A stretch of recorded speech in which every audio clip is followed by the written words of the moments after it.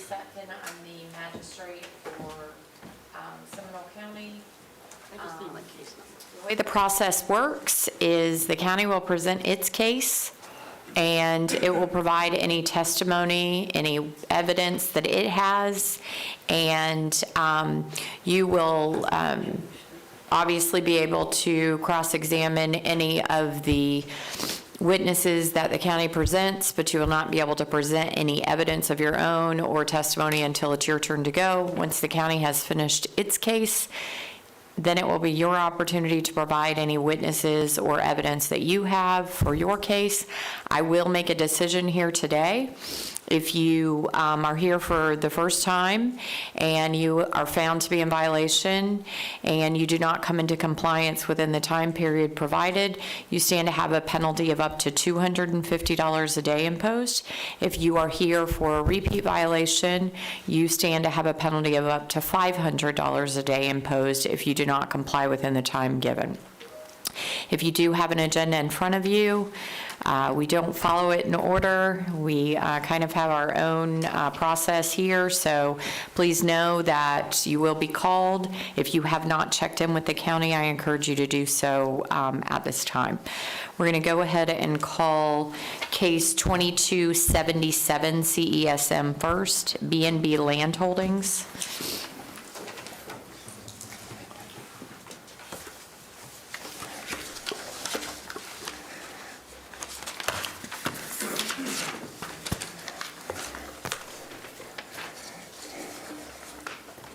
Good afternoon. Good afternoon.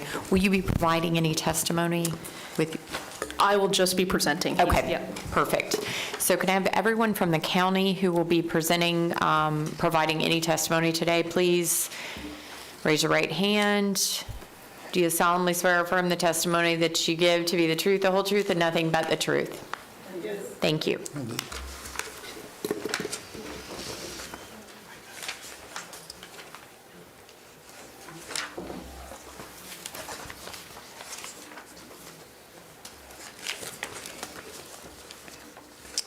Good afternoon, Jason Rucker, Seminole County Building Department Inspector. This is case number 2277 CESM, B&B Land Holding LLC. This case was originally heard by Special Magistrate on October 13th, 2022, and an order was issued given the respondent's compliance date of January 12th, 2023. An affidavit of noncompliance was filed on January 24th of 2023. Also, an affidavit of noncompliance was filed August 6th, 2024. There have been several noncompliance filed by the inspector. On August 8, 2024, an order was issued extending the respondent to compliance date of November 13, 2024, and on November 14th, it was extended again to December 12th. On December 12th, an order was issued extending the compliance date again to January 9th. The administrative cost in this case for the clerk is $306.89. The administrative cost to process this case for the inspector was $1,036.38 for a total of $1,343.27. Recommend Special Magistrate issue an order constituting a lien retroactive back to January 8, 2025, and continue to accrue at $50 a day until in compliance. They have been working with the county trying to get their permits, and I'll let them speak. But they're not in compliance at this No, time? they are Okay, not. all right. Okay. Okay. Good afternoon. Kara Groves here on behalf of B&B Land Holding. I am hopeful that perhaps today is the last day. We shall see. I have one exhibit that are some email exchanges since the last hearing that I'd like to enter. But before I give these to you, just by way of recap, last hearing, I had thought that we were close to completion. So we had the meeting with the building department in November, I believe. Jason was there. And we had thought that that portion of it was all done. But I had some confusion because we were still getting comments back, and there's like 2 or 3 different permits open. So what I did is, following our hearing, is I sent a detailed email to the folks that still had remaining comments, so building department and planning and zoning. And so in that email, which is the exhibit I'll give to you here, it outlines the 3 different permits that are active. And it was my effort to say, okay, where are we? Is this completed? What do we need to do next? And so what I am hopeful will constitute proof that we actually are compliant with the code enforcement violations. Joy Giles, who is the principal planner for planning and zoning, she did respond in detail, and she did confirm that building department has approved the work for the block wall in back of building and to add awning, which is this violation. Technically, the permit isn't issued yet, she says, because there is a separate site plan for the kennels for planning and zoning to review that is separate and apart from the violations for code enforcement. So we have gotten new comments for the planning and zoning, but based off of this email, based off of the comments that are remaining, I do not believe there are any related outstanding to this actual code violation. So I'd like to just approach and give this to you so you can read it. And then I also sent this to Jason. Does the county have an objection to the emails being entered into evidence? No, Okay, I don't have any objection. thank you. Thank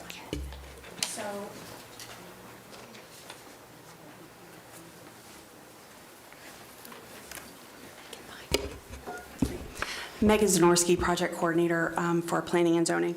I'm vaguely familiar on the periphery. I received a phone call the other day from another division asking what the status was with this project because they were waiting to re-upload some responsive documents. And I'm aware, but so part of the problem is they need that P&Z stamped county site plan in order for the permit to be issued.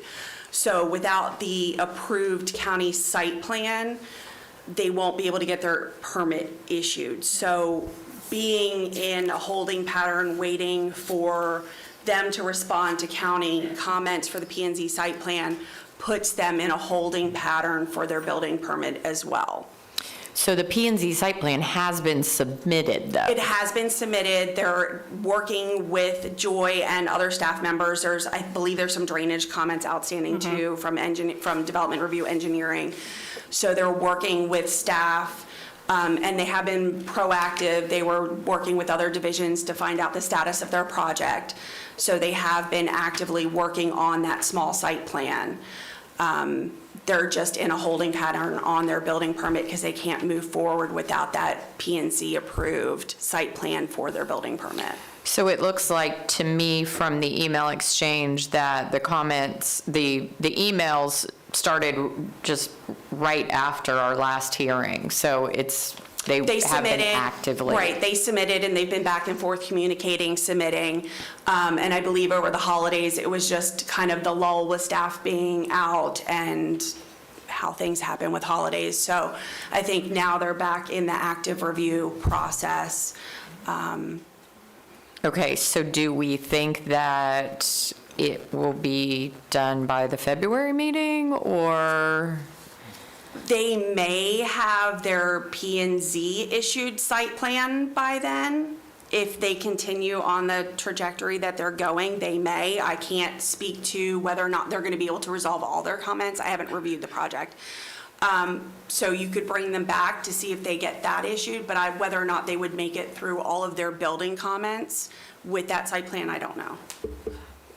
But the building comments have been cleared up. Okay. So So if they were to get it issued, then yes, they would be in compliance by February. How quickly does the building permit get issued after comments from planning and zoning? Almost immediately. So if that's all Okay. that's holding it up is the P and Z, once they resubmitted the building permit with their P and Z stamp site plan, it would be within 48 hours.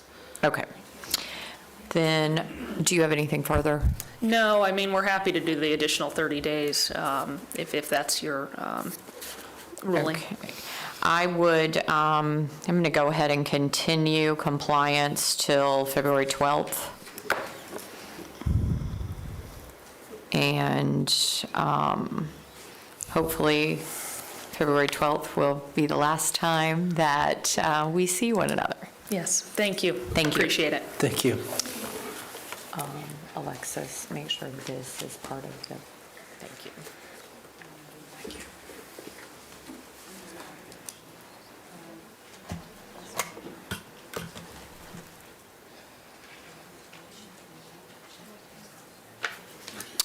Next case is 2465 CESM with the property address of 322 North Shadow Bay, the exempt property owner.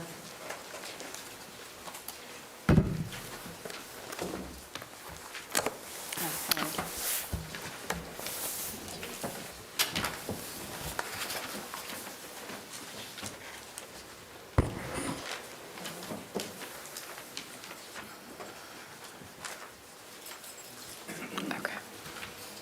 Good afternoon. For the record, Mary Robinson, Planner, Code Enforcement Officer. Ms. Robinson, let me swear in the respondent real quick Yes. before you, okay? You solemnly swear or affirm the testimony you're about to give to be the truth, the whole truth, and nothing but the truth? I do. Thank you.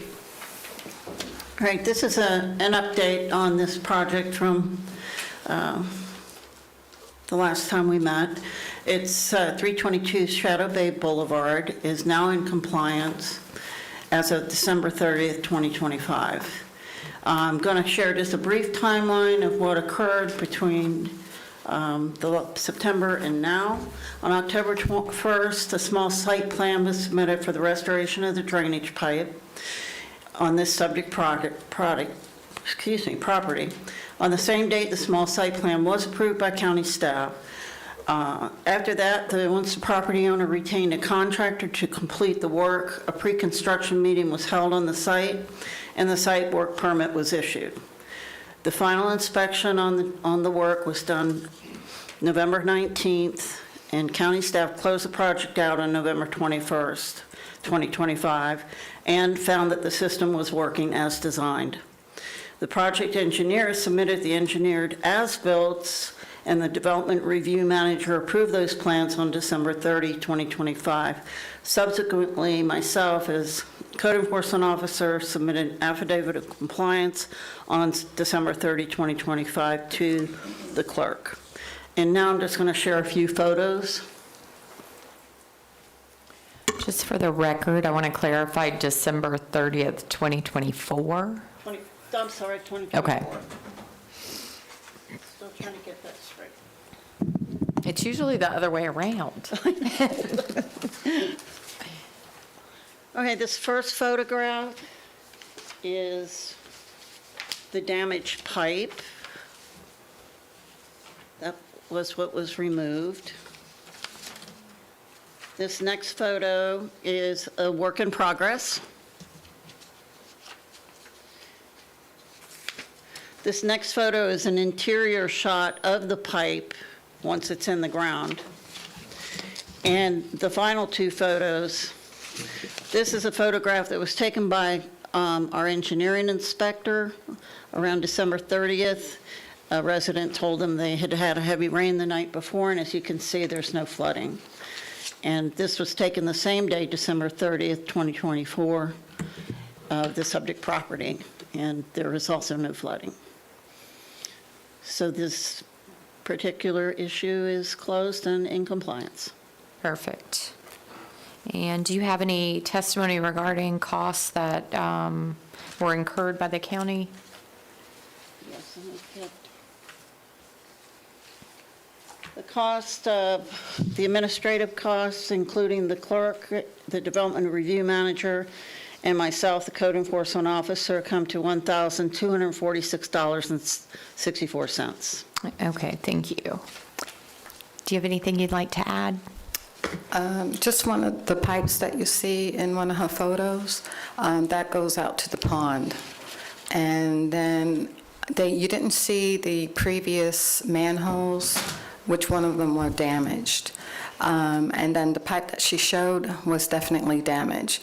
If I didn't put cement in those areas, which was just a small area in front of my lawn, my house, it would have been more of a disaster for me.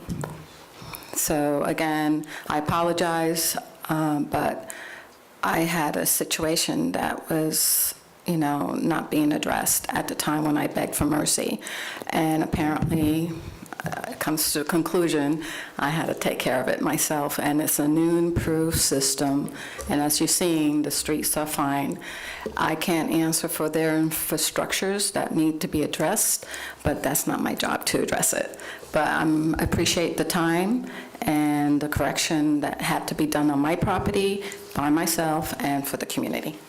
Absolutely, and I appreciate that. And I think that this is probably a testament to relying on our professionals and making sure that before you change a drainage pattern on your property, even if it is your property, that you should probably hire an engineer and go through the proper channels to make sure that you're not disrupting anyone else around you. And that is important for everyone to know, that the drainage systems in the state of Florida a lot of times are tied into one another, and you can have some serious impacts on your neighbors. And you are absolutely correct. I did attempt to do that in the beginning, but for some reason I was being swayed away.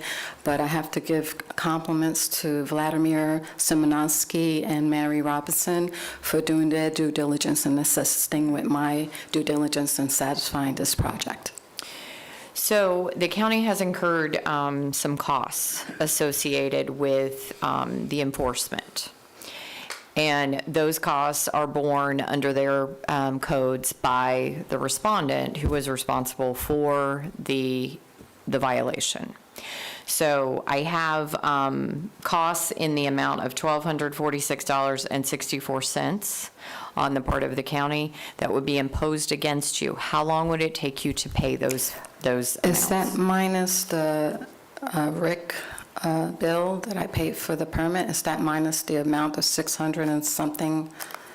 No, that's just staff time, is what this is. We did not include the site work permit fee. Okay, so that's been taken care of by me earlier when I met with you. Yes. Right, that is not, these are separate and apart costs associated with the county's time bringing it here Okay. before me, for me to hear the matter. All of those things have a, for, Different entity. Okay, Absolutely. I can pay that right now if you like. okay, well, I'm going to give you 30 days. I want to get it over with. Okay, absolutely, but I'm going to find that there are costs on the part of the county associated with this matter in the amount of $1,246.64, and I'm going to provide you with 30 days to pay that. You actually need to wait till you receive the order to pay it, because they won't have the ability to process it without the order. That's fine. So that should be processed in a few days, and you should receive it in a few days. I'll receive it in the mail, or will they contact me? Typically in the mail is the way you'll Yeah, receive the it. clerk, the special magistrate clerk will be mailing out the order. Okay, and then I just come here to the office and pay for it? Okay, Yes. thank you. Thank you. I appreciate it. Thank you. May I be excused? Oh, yes. Yes.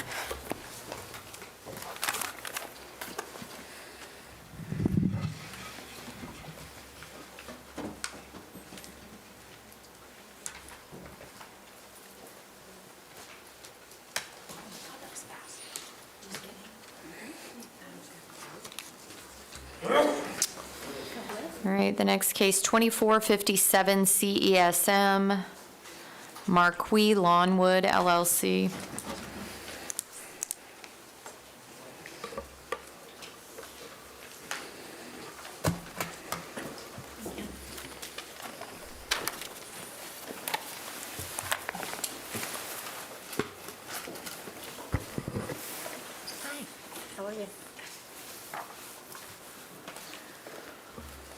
Good afternoon. Good afternoon. Anyone who is going to provide testimony, if you'll please raise your right hand. Do you solemnly swear or affirm the testimony you're about to give to be the truth, the whole truth, and nothing but the truth? Yes. Thank you. Jason Rucker, Seminole County Inspector. This is case number 2457 CSM. Is for the property located at 855 North US Highway 1792 in Longwood. Violation charge is Seminole County Code, Chapter 40, Appendix A, 105.1. Violation is the installation of illuminated bathroom signs, low voltage controller at panel, penetrations through the firewall with electric, added a kitchenette, and change of occupancy. The initial inspection was done 11/28 of '23. Notice to the respondent was 12/1/23. There were a couple compliance dates, and the follow-up inspection via the computer and site visit, the violations remain on the property. Next slide shows that they are the owner of record. Marquis Longwood LLC is the owner. Next slide shows that they did receive their notice. And then here are some pictures of the electrical violation taken.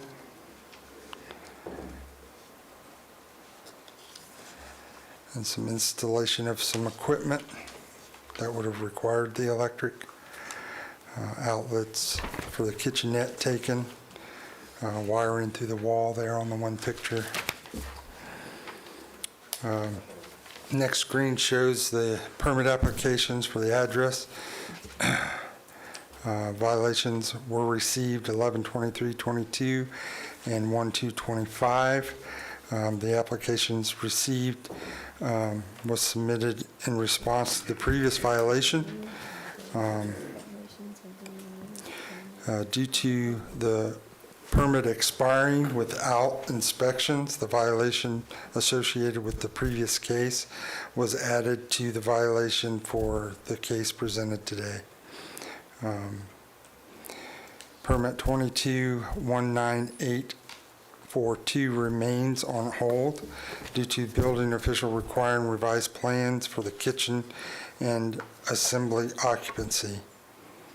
The application received 1/2/25 will be completed in tandem with permit 22-19842.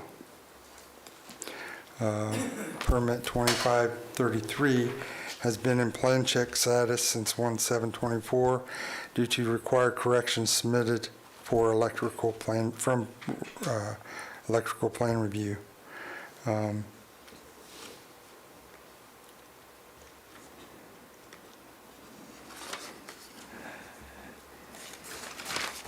This page shows that where it's at in the workflow, and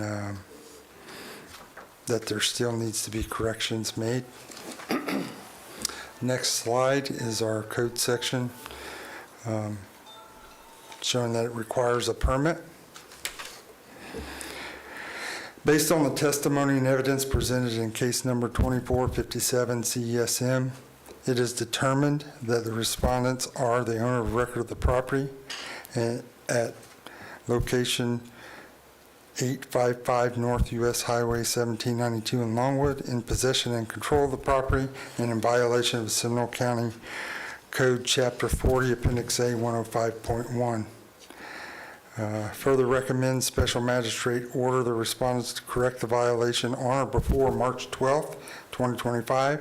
In order to correct the violation, the respondents shall obtain the required permits for the cited violation. If the respondent does not comply with the order, a fine of $50 will be imposed for each day the violation continues or is repeated after compliance. The respondents must contact the inspector to verify compliance. I presented a copy of this presentation to the clerk and request it be entered into record. That concludes my presentation. Do you have any objection to the documentation before you being accepted into evidence? I have no objections. Okay, thank you. We'll accept the electronic case file into the record as evidence. You can go Yes. ahead. All right. Good afternoon. Just to set the stage here, I'm Doug Brown with Matthew T. Brown Construction. We're a general contractor. And this is Lynn Marquis. She's the landlord and owner. Within the presentation, you saw OptiView 360. They're a tenant that has since been evicted for failure to pay rent and for all of the code violations that we laid out today. What we have done with permit 22-000-19842 is we were, as the general contractor, we were partially engaged by the tenant, OptiView 360. We presented a budget to build out the plans that were approved by the county. Those plans included additional bathroom facilities on site. He was trying to change the occupancy to assembly, and for us to have an assembly occupancy, he needed to pay for the bathrooms that were going to be built within the facility. Brittany Barker and team worked with us to facilitate 8 TCOs on the property, which arguably is probably the longest set of TCOs in Seminole County history. Ultimately, the tenant who was evicted was unable to pay for construction costs that did not happen.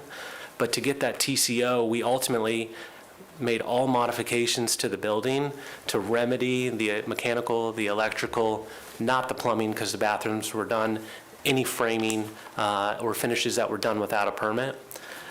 So ultimately, I was removed from the permit because Mr. Pike laid out that ultimately I was responsible for what was going on within this building without a permit, and he was operating the business as a assembly occupancy. That was not the case. So the tenant was evicted, and then we proactively have met with the county a couple months ago. We've engaged an architect, and we have an updated set of plans that show it will supersede the previous permit so that it remedies the entire modifications to the building, which has already been done: panic hardware, firewalls, electrical. So we're here today to say that we're fully engaged and we're in plan review with this updated set of plans with the county. Okay. Jason, I don't see where you tell me.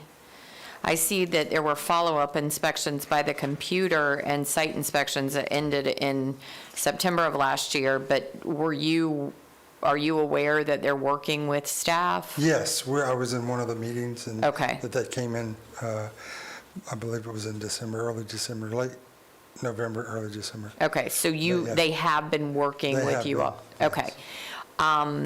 How long do you think it's going to take you to finalize everything to get the permits? So we're in plan review currently. With the county's approval of the plans, the modifications to the building is a mere formality to open up one side of drywall to show the screw pattern on the doorway, because the space was separated between, we'll call it front of house and back of house. And so we're ready to go. As soon as the plans are approved, then we can facilitate inspections. Okay, so the county has suggested March 12th as a compliance date, which would be the date of our next hearing or of our March hearing is March 13th. Do you believe that March 12th is sufficient for you to do everything? I mean, you know what the comments are and what the exchange is that way. So you'd probably be in a better position to judge if you think what they're asking you to do is something that can be complied with by that time. I totally agree that we can comply with a timely turnaround and approval of the plans. Okay, so the county's really good about telling me if there's been a, hold up on their side. So then we'll go ahead and go with the March date, because if you're following through and they're following through, then there shouldn't be a problem whatsoever, okay? I'm going to go ahead and find that there is a violation of Seminole County Code Chapter 40, Appendix A, Section 105.1, and that the property should be brought into compliance by March 12th, 2025, with a compliance hearing to be held on March 13th, 2025. And if the property is not, or the violation is not complied with by that date, that a fine in the amount of $150 a day will be imposed. Okay? Thank you. Thank you. Thank you.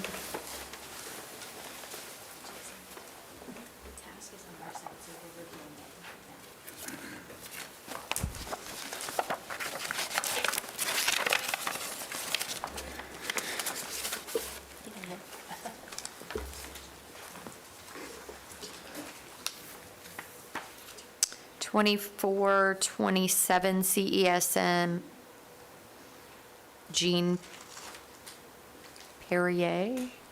Pierre? 74, 2474.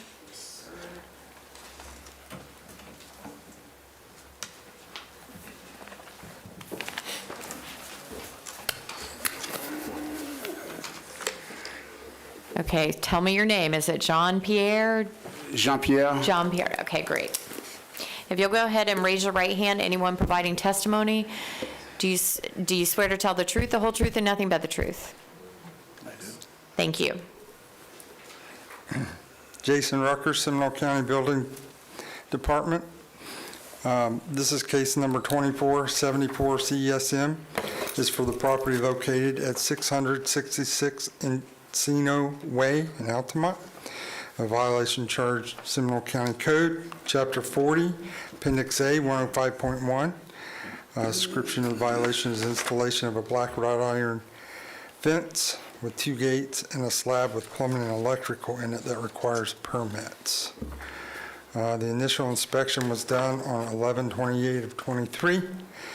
Notice to the respondent was 11/28/23, and another was sent on 1/25/24. They've been given a few compliance dates. Follow-up inspections on-site and via the computer resulted in the violation still remaining on the property. Next slide is the property appraiser's record that shows that Mr. Pierre is the owner of record. The next photo shows the notice of hearing that was posted, and at that time I was able to look at the property and verify the violation still existed. Next photos are of the slab with plumbing. It's back in there a little ways, kind of hard to see. This is the original notice that was posted 11/28 of '23. And then some more recent photos. And the violation still remains. And here are some photos from 12/27/24 that the violation remains. The aerial image here show in 2020 that there was a chain link fence on the property. The next slide shows that the black wrought iron fence was put in. This screen shows that there have been no permits applied for to correct the violation. This is a copy of our code that requires a permit.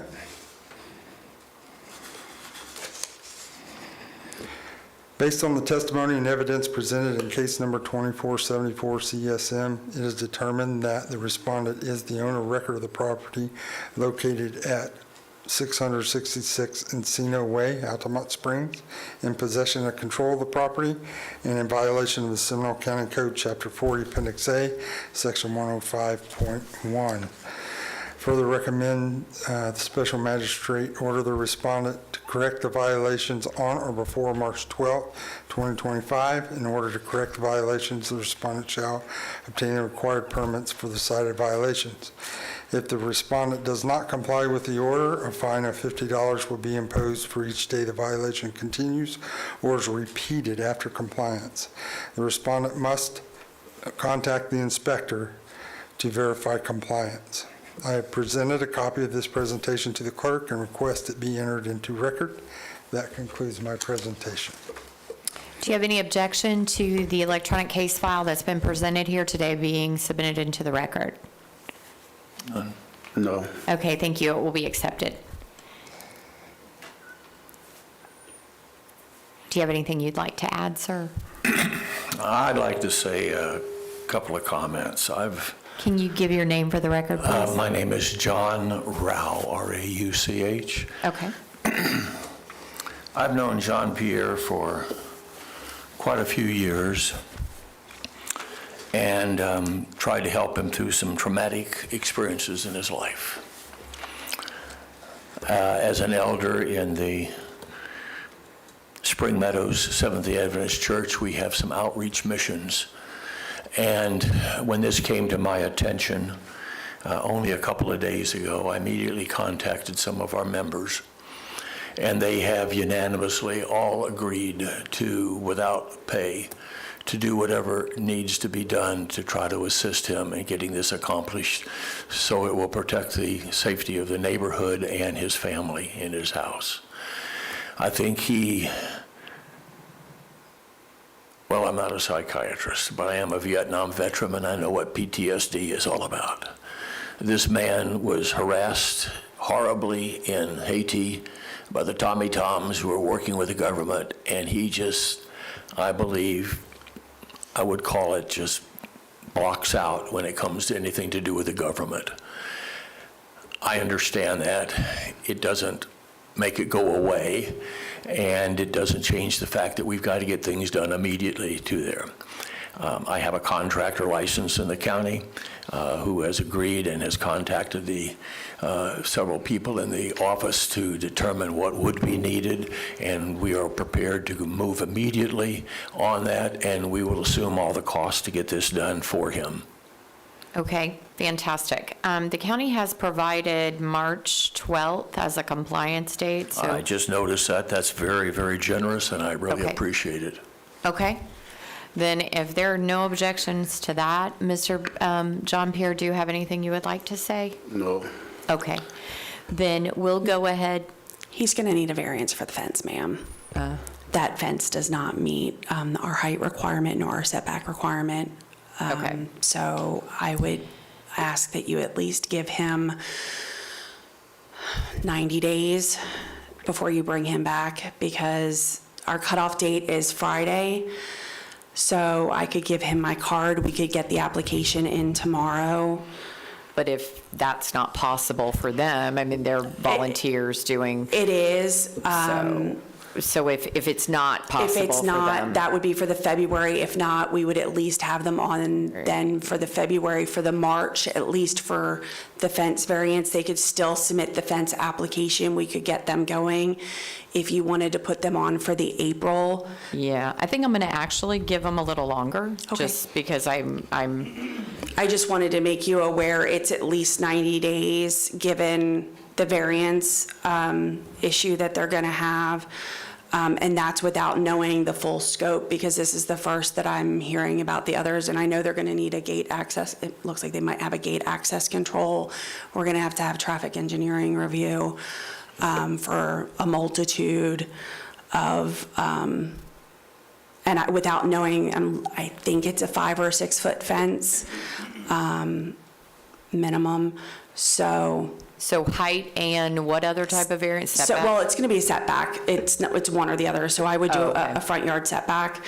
But we're going to have that, but it's going to be a gate access control permit, a fence permit, And a variance. and the variance. And then Okay. whatever other, the Appreciate that. slab. And then you said there's electric and There's plumbing. electric and plumbing roughed in under a slab that never got.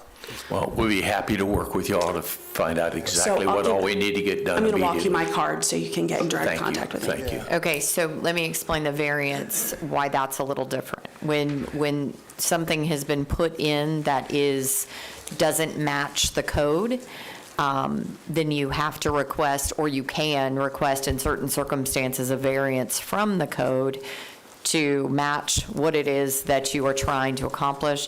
Because this is in place already, it makes it a little bit difficult. However, it still can be done, and there is a process that you can follow.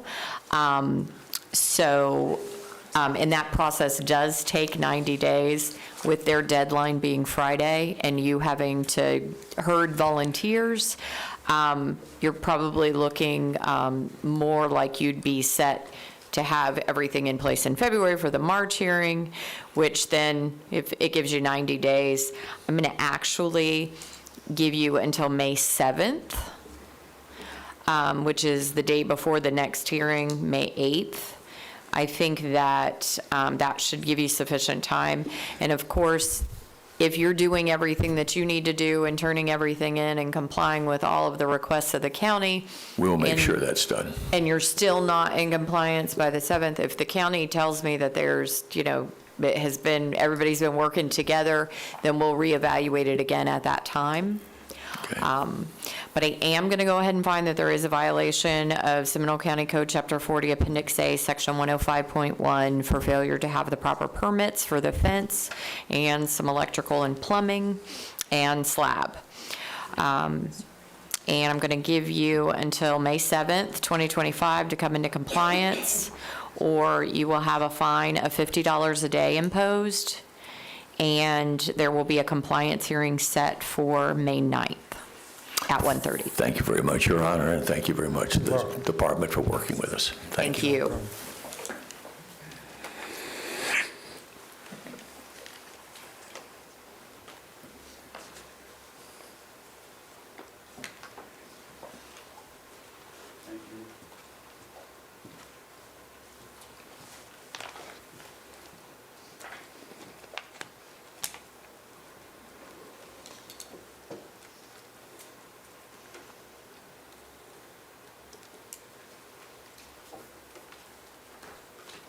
$24.76 CESM. Michael Shadroin? Shadoin. Close enough. Can you go ahead and raise your right hand, please, sir? Do you solemnly swear or affirm the testimony you're about to give to be the truth, the whole truth, and nothing but the truth? Yes. Thank you. Jason Rucker, Seminole County Inspector. Thank you. This is case number 2476 CSM. It's for the property located at 1760 Malt Lake Park Road. Violation charges the Seminole County Code, Chapter 40, Appendix A, Section 105.1. Installation of an addition, a pool, and accessory structure without the required permits. The initial inspection was 1/25/24. A notice sent to the respondent on February 2nd of 2024. There have been given several compliance dates and extensions, follow-up inspection, and on-site and computer. The violation remains on the property. Next slide shows that Michael Shadorn is the property owner and a record of the property through the property appraiser. This is a copy of the certified green card that was returned for the notice of hearing. Next slide's going to show several pictures of the work that is being done.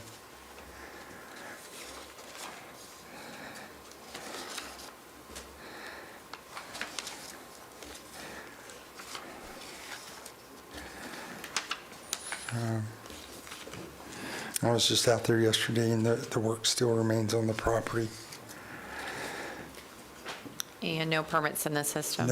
No permits. There is an accessory structure that was permitted in '07, detached garage, assigned to a different address, which is off of Perch.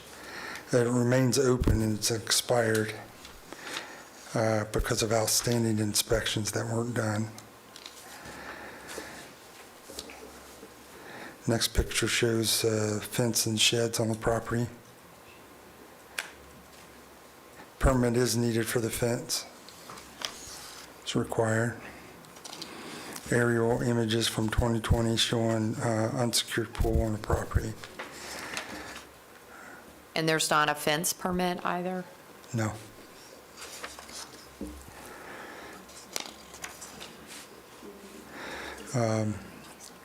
What's that?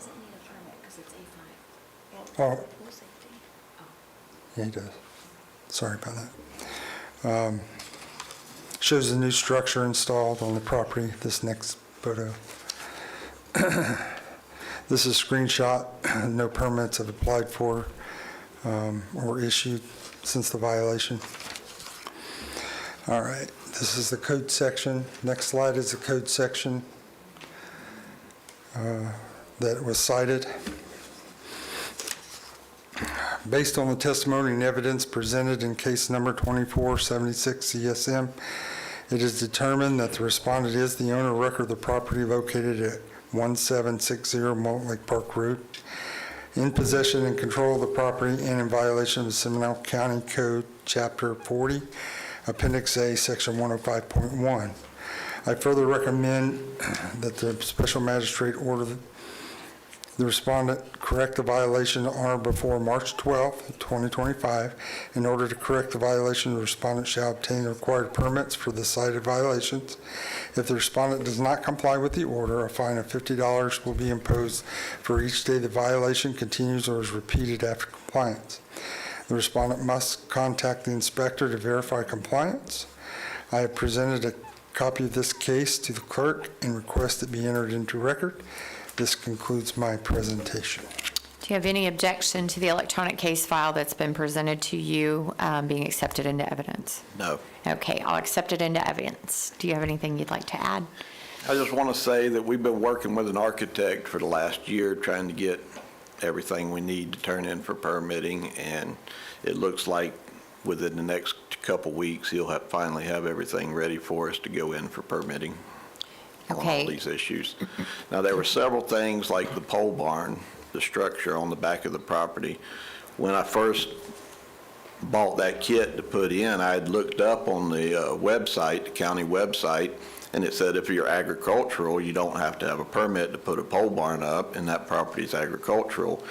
But after talking to the inspector, they said that there's different categories of agricultural, and I don't meet that category. So, Because he's not bona fide ag? No, under- he's not G1. Okay. Correct. I'm Ag 5, A5. Okay. So I have the engineering for the pole barn, I have the engineering for the pool, and I'm waiting on the architect to get his drawings done. So, Okay, so the county has suggested March 12th as a compliance date. I should be in for all my permits by then, Okay, yes. all right.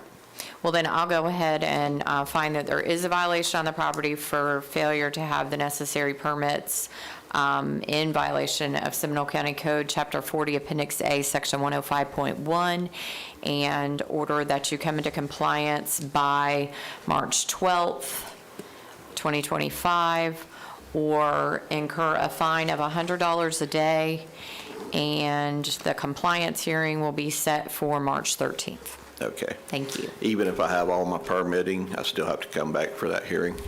If you have your permits, at the compliance hearing, the county can still ask for its cost to be assessed. Okay.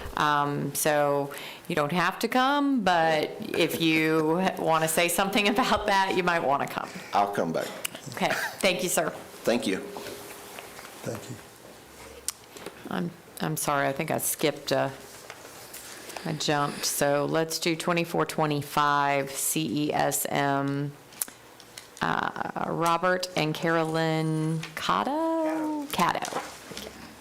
I knew I was going to get it wrong. If I said the long A or the short A, whichever one, I was going to get it wrong. 2425? 75. 75. Which did I say? Oop, not 25. Thank you. Okay. If you'll raise your right hand, please. Do you solemnly swear or affirm the testimony you're about to give to be the truth, the whole truth, and nothing but the truth? Yes. Thank you.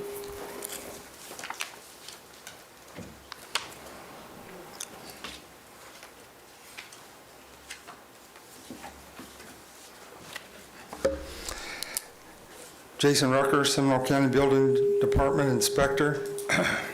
This is case number 2475. CESM is for the property located at 1341 Bywood Drive, Geneva. Violation charged is the Seminole County Code, Chapter 40, Appendix A, Section 105.1, a description of violation is the installation of a mobile home, but I think that it's actually just a dwelling unit. The initial inspection was done on February the 9th, 2024. Notice to the respondent was February 9th, 2024. There were several compliance dates and extensions given, and re-inspections were done both on site and via the computer, and the violation remains on the property. Next slide is the property appraiser's records and shows that they are the owner of record of the property. Next photo shows when I was out there in December and posted the property. And these are the pictures of the dwelling unit.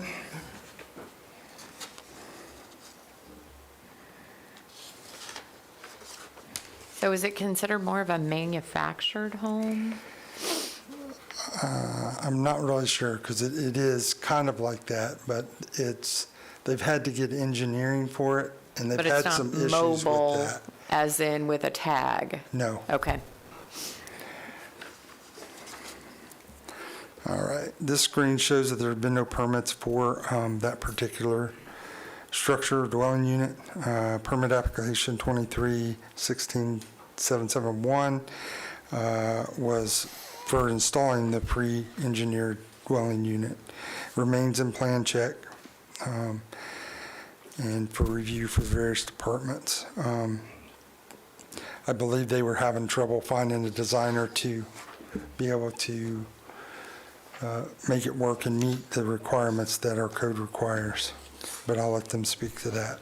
Did you have had contact with them? Yeah, oh yeah, we've been Okay. in contact with them. They call me all the time. Okay. Let me know what status they're in. They had several other violations on the property that they have corrected. So they have gotten some stuff completed. This next slide just shows the workflow and where it's at, what status it's at in our system for plan review.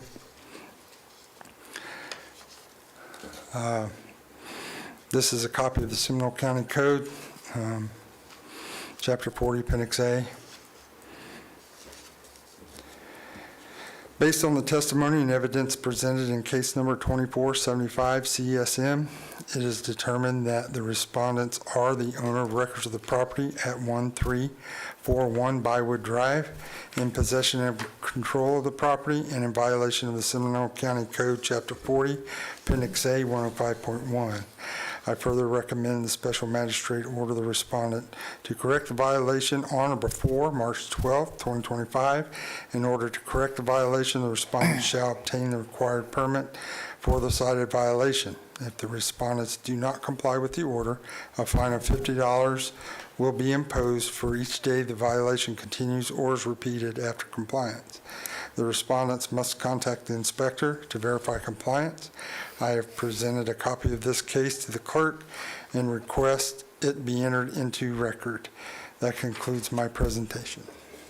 Do you have any objection to the electronic case file being No. submitted into the record? Okay, I'll accept it. Do you have anything you'd like to add? Sure. Rob Caddo, property owner. Okay.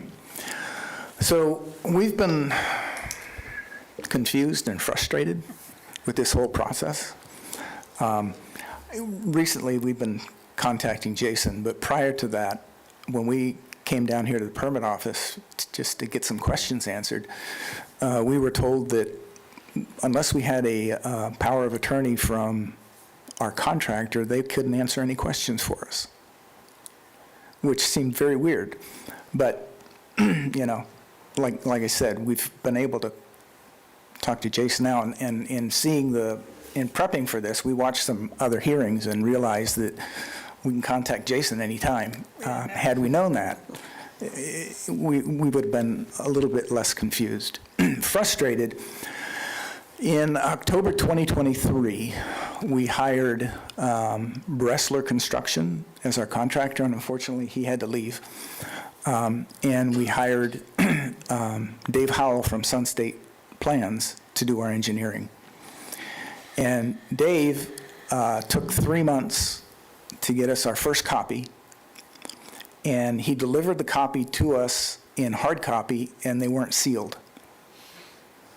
And not knowing any different, we paid him the full amount for his services. When we finally got the digital copy in February, or January, we gave those to the contractor, and the contractor said, there's problems on here, you need to get him to fix. So we went back to Dave and asked him to make the corrections. August of 2024, we still hadn't gotten anything.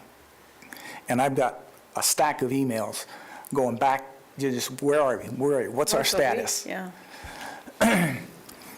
He finally came and sent somebody out to look at the structure and make the changes. And still nothing, a month, 2 months later. Finally, in December, I said, look, they're bringing us in for a hearing because of this issue, and I still don't have the corrections that you've made. Well, in December 9th, they sent the corrections. And I said, okay, I'm going to have a look at these myself, because before I just took the digital copies and sent them to the contractor. I opened them up, and the foundation plan is wrong, the site plan is wrong, the floor plan is wrong, the utilities electrical plan is wrong, dimensions are wrong. I'm going to have to find a whole new engineer It's been a year with this guy.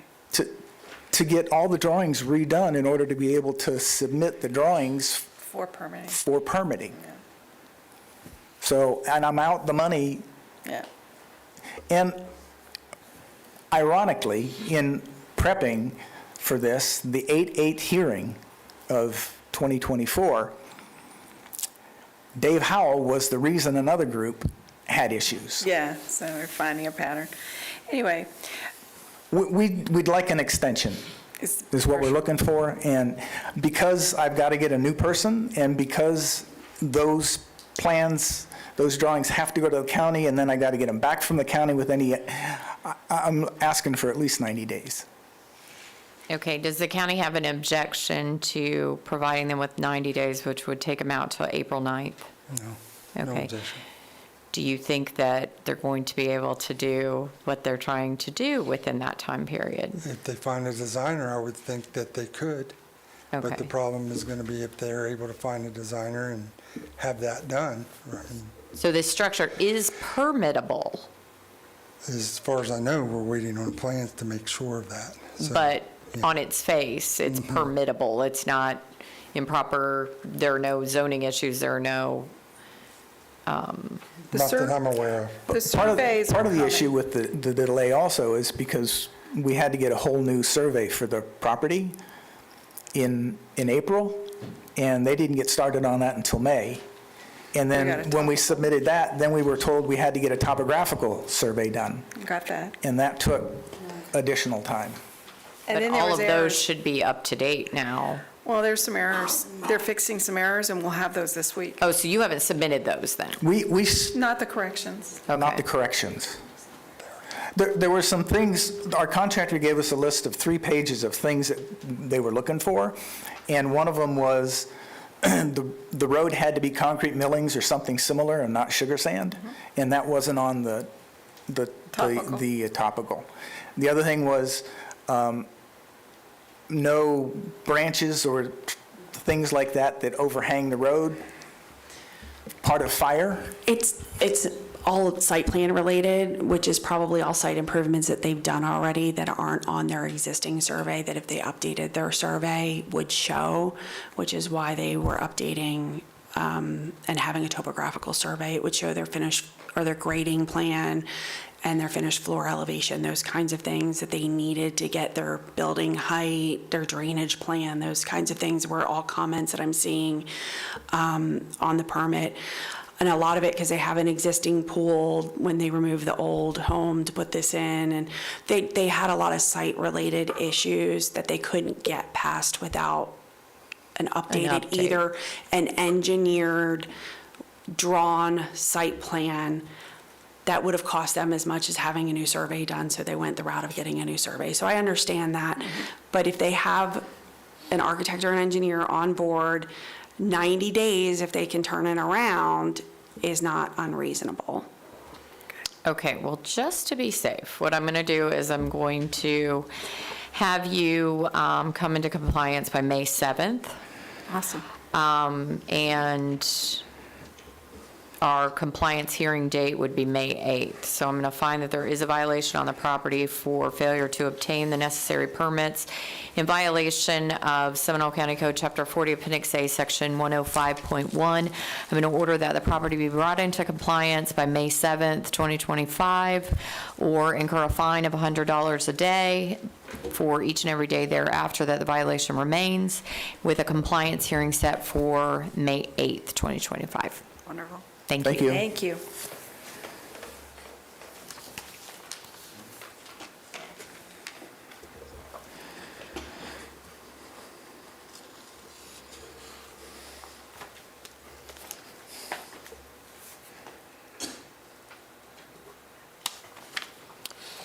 $24.78 CESM, Jose Castaneda, Mariella Restrepo.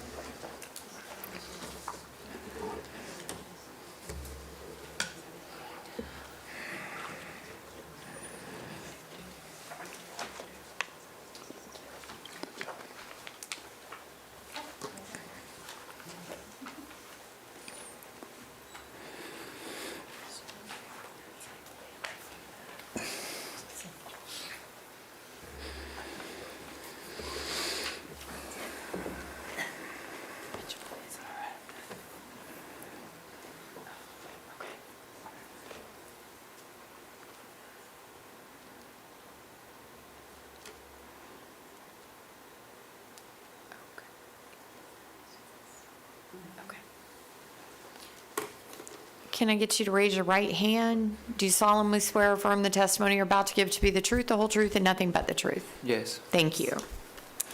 Jason Rucker, Seminole County Inspector.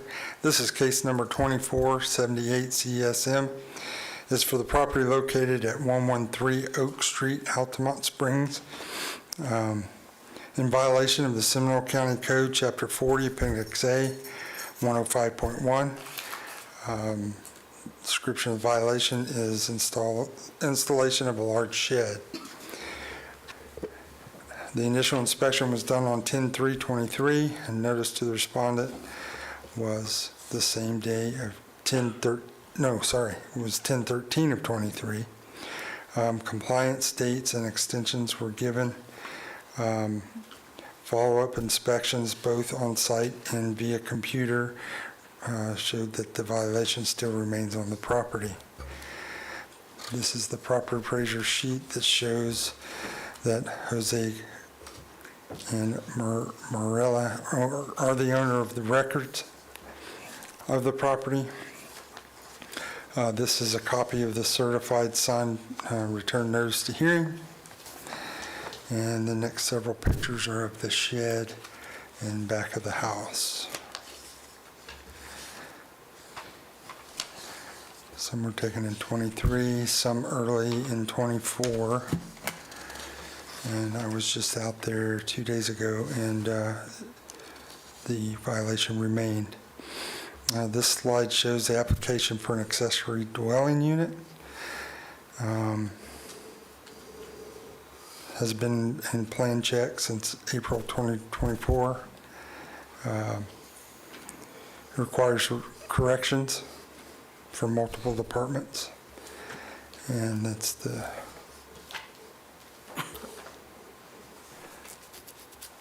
most recent permit that was applied for. And this slide shows the corrections that are needed from our system for plan review. This is the code section that requires a permit. This is a copy stating what is required for the permit. Based on the testimony and evidence presented in case number 2478 CSM, it is determined that the respondents are the owner of record of the property located at 113 Oak Street, are in possession and control of the property, and are in violation of the Seminole County Code, Chapter 40, Appendix A, 105.1. I further recommend that special magistrate order the respondents to correct the violation on or before March 12th, 2025. In order to correct the violation, the respondent shall obtain the required permits for the cited violations. If the respondents do not comply with the order, a fine of $50 will be imposed for each day the violation continues or is repeated after compliance. The respondents must contact the inspector to verify compliance. I have presented a copy of this presentation to the clerk and request it be entered into record. That concludes my presentation. Do you have any objection to the electronic case file being submitted into the record as presented? Okay, I'll accept it into the record. Do you have anything you'd like to add? Yes, thank you for the opportunity to talk in. My name is Jose Castaneda, and my mom, Mariela Restrepo. We are the owners of the property.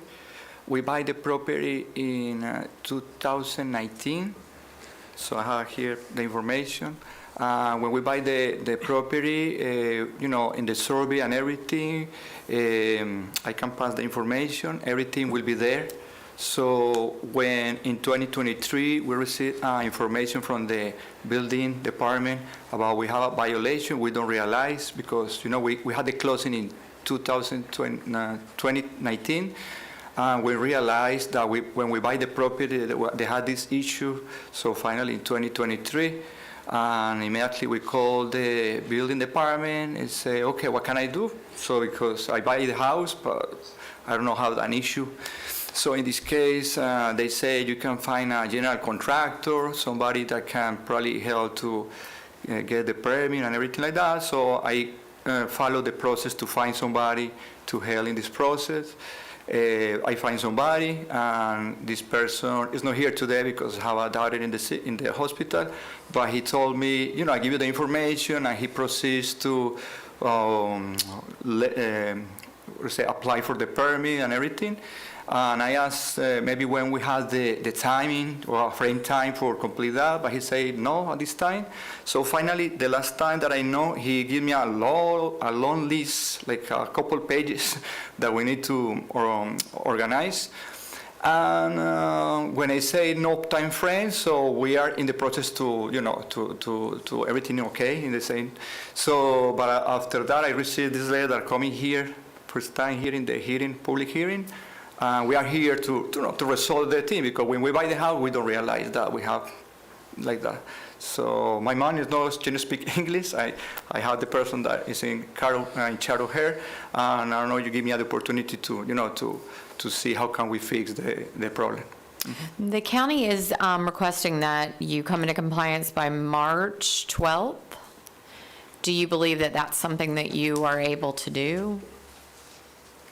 I don't think, because it's the list is huge. And I think they say something is resolved, something is unsolved. I don't know if we can give you a little more time, because I don't know, 3 months is too short for complete everything. It's a big one, it's long thing. Okay, so let me hear from Ms. Zanorski. She may have some additional information related to the actual, if there are variance requirements or something. They are at minimum, well, first and foremost, they're going to need a rear yard setback variance for the existing structure. It does not meet the minimum rear yard setback for the zoning district. Okay. They also, it's an ADU according to the proposed floor plan, but it's a little deeper than that. It's the floor plan that's been provided is a duplex, which is not allowed. So they have the existing residence, which we refer to as a primary dwelling unit in this case, and then the duplex in the rear, which is the ADU, which is only allowed to be a single dwelling unit, not a duplex. So they can have this shed structure, accessory structure could be made into a single-family dwelling unit? They could have an accessory dwelling unit it goes another layer deeper than that, that the structure is oversized for the size of the house that they have. From what I can, because they haven't provided me a response to the comments that I've asked for.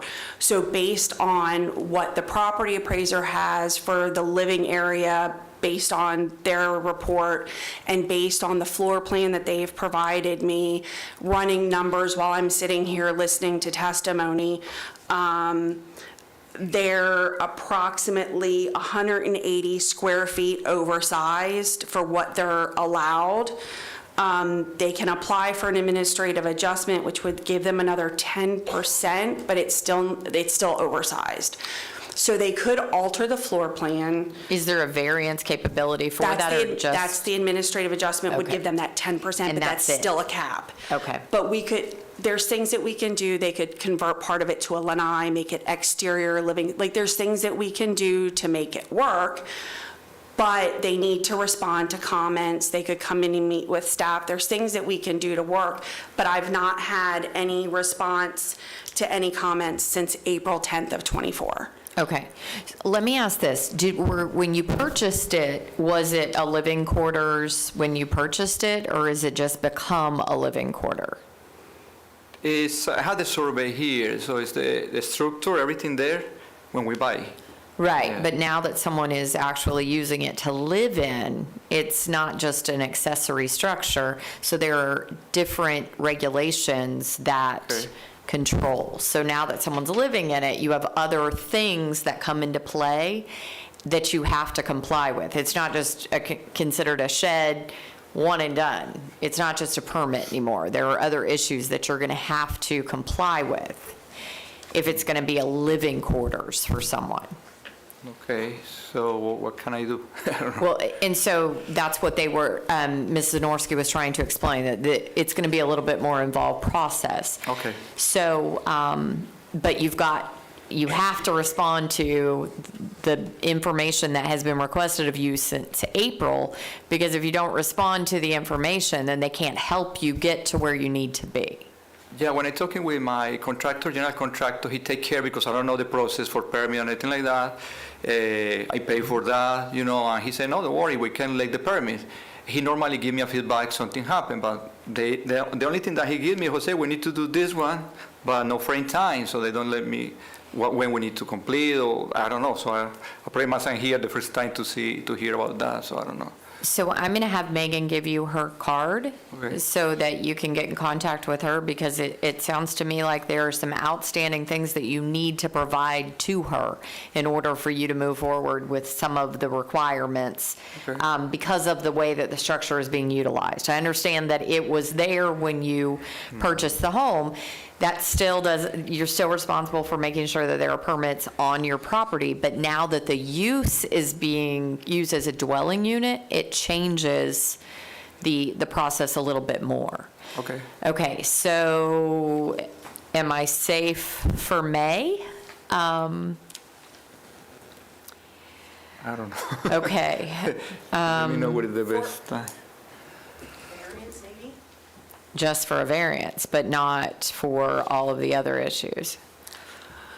So if they converted it back to a storage unit, because I don't believe the storage unit was permitted, correct?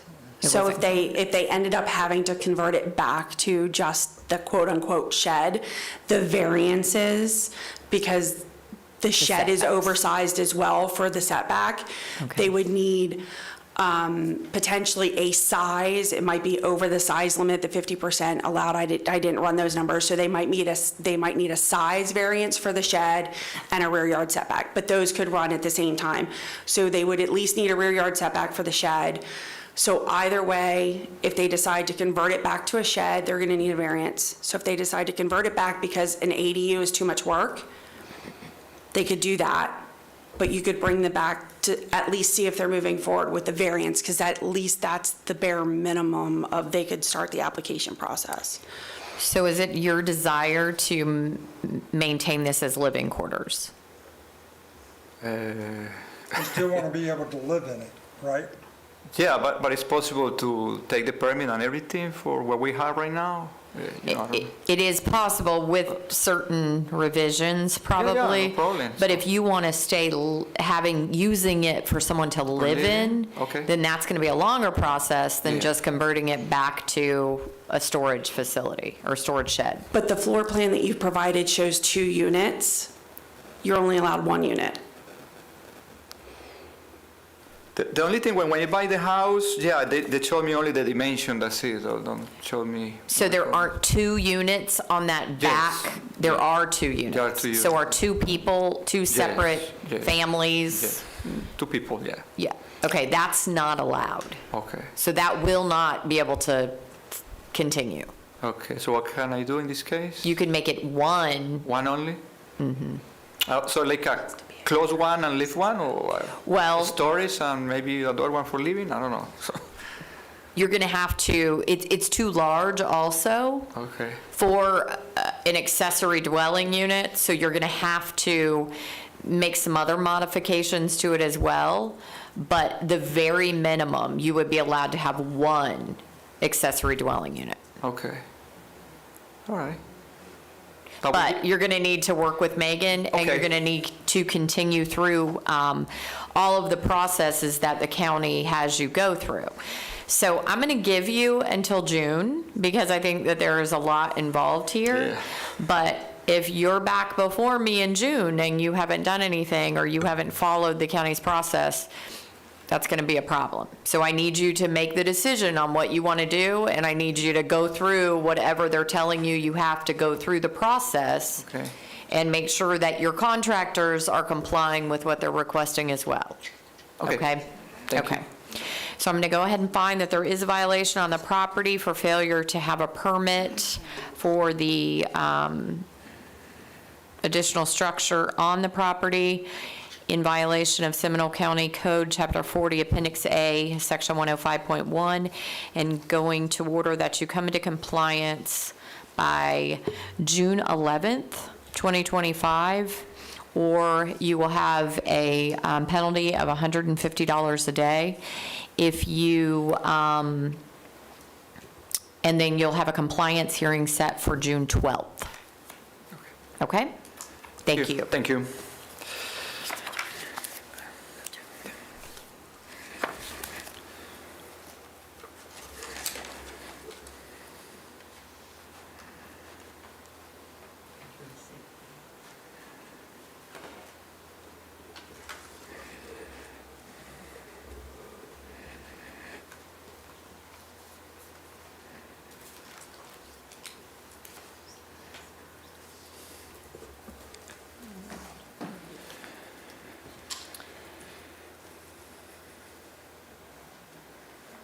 $24.79 CESM, Alicio Larguin and Dalky Rodriguez.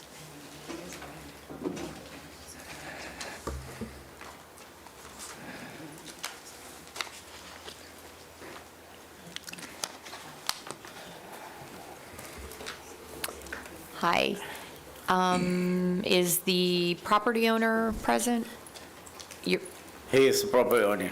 okay, who is Frankie Rivera? Myself. Okay, and which, are you Dalky Rodriguez? My wife. Oh, yeah, okay, are you Alicio? Okay, fantastic. Can you both raise your right hand, please? Do you solemnly swear or affirm the testimony you're about to give to be the truth, the whole truth, and nothing but the truth? Yes, sir. Thank you. Jason Rucker, Seminole County Inspector. This is case number 2479 CSM. Is for the property located at 1035 Carbone Way, Napopka. Violation charge is the Seminole County Code, Chapter 40, Appendix A, 105.1. The violation is installation of 3 sheds without the required permits. The initial inspection was done on 12/18/23. Notice to respondent was 12/18/23. There have been several extensions and compliance dates given. Follow-up inspection on site and via the computer show that their violations remain on the property. Next slide shows that they are the owners of record via the property appraiser. The next slide shows where the notice was posted for the hearing today. Here are the photos of the sheds that were taken.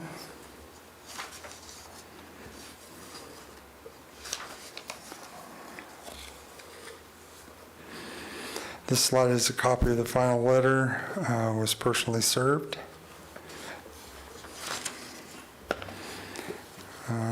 Photos that were taken on 12/19/24 show that the 3 sheds are still remaining on the property.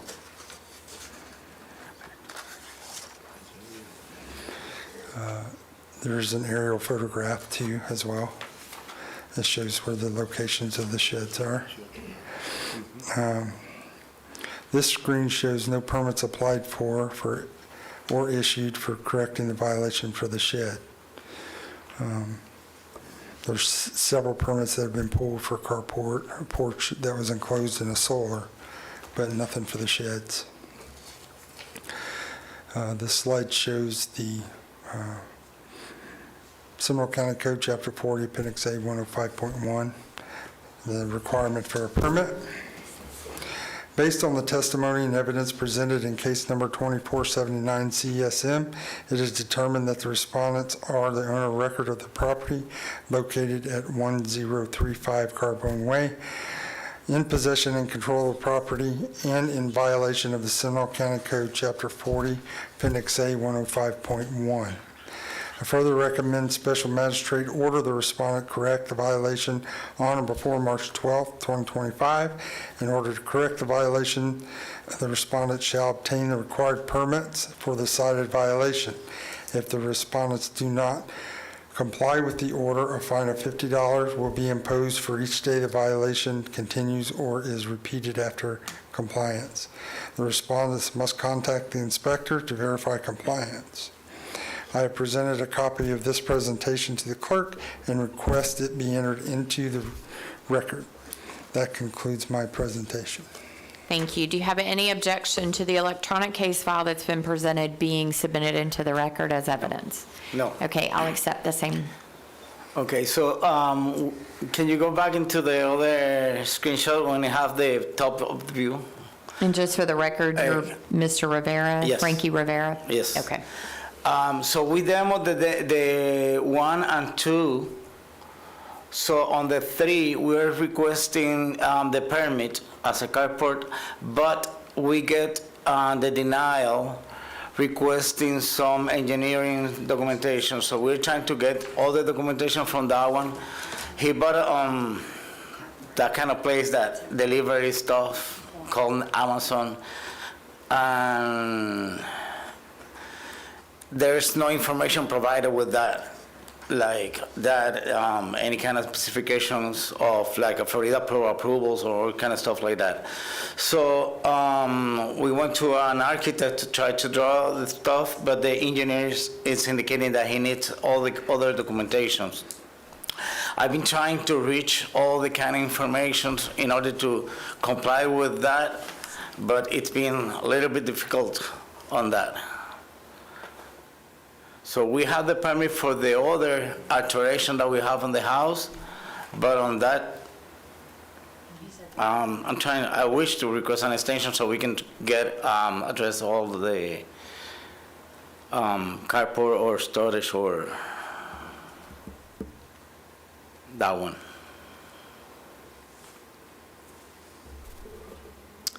Okay. Do you have anything in the system regarding a permit that's been submitted? Yes. Let's see here. The number 1 is apply on June 12th. Yeah, there's one for a carport So if they, that is in plan check. and is that what you're saying, you're using this as a carport? Correct. They're telling me that it's for a different location, not that structure. Okay.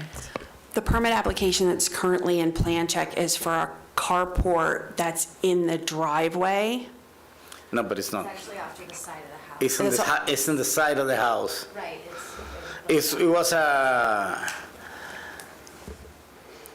a mistake on the drawings when we did it on the paper. It's right now off the sidewalk on the side of the house. Correct. So the shed that you're looking at is right here, right now. Right, which is on the rear by the utility easement, which was in line with the two that have been removed.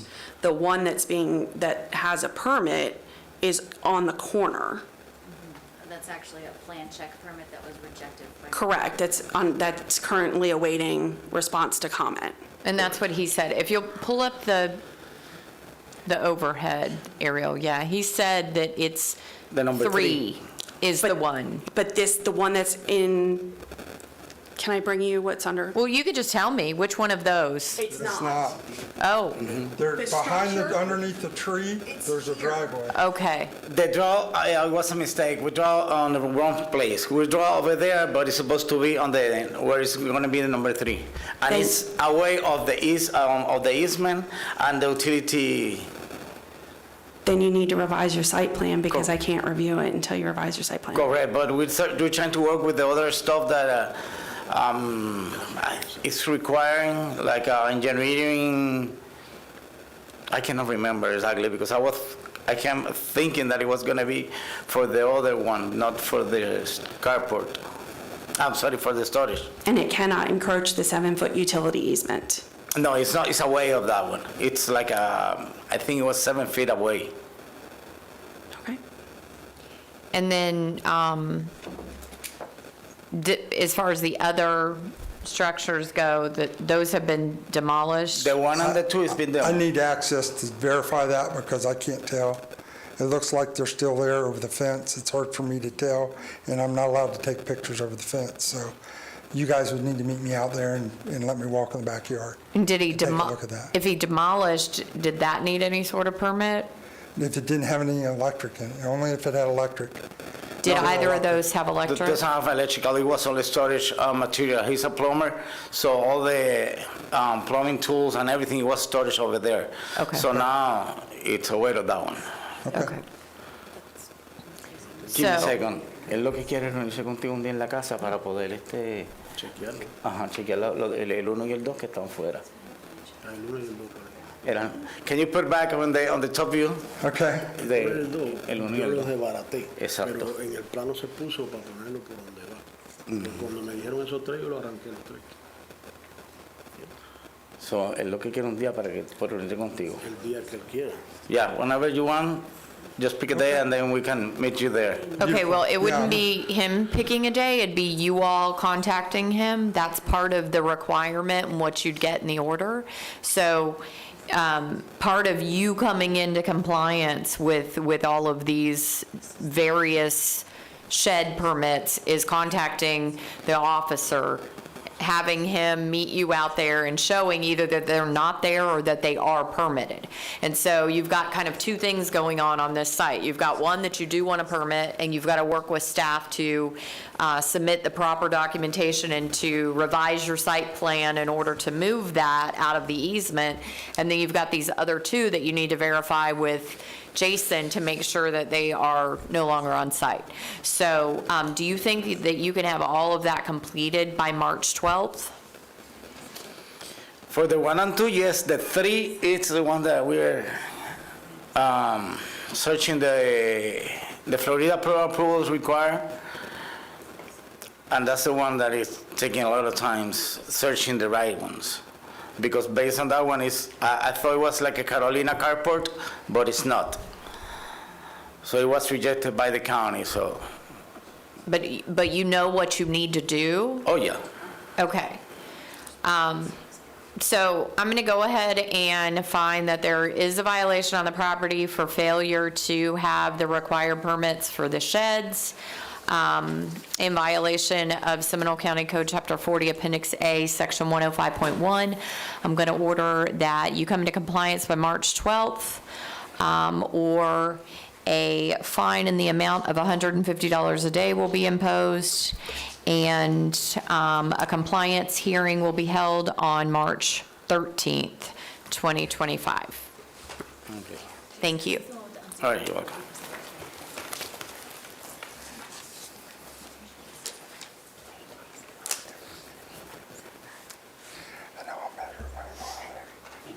2317 CESM Asset Management Services of America LLC. If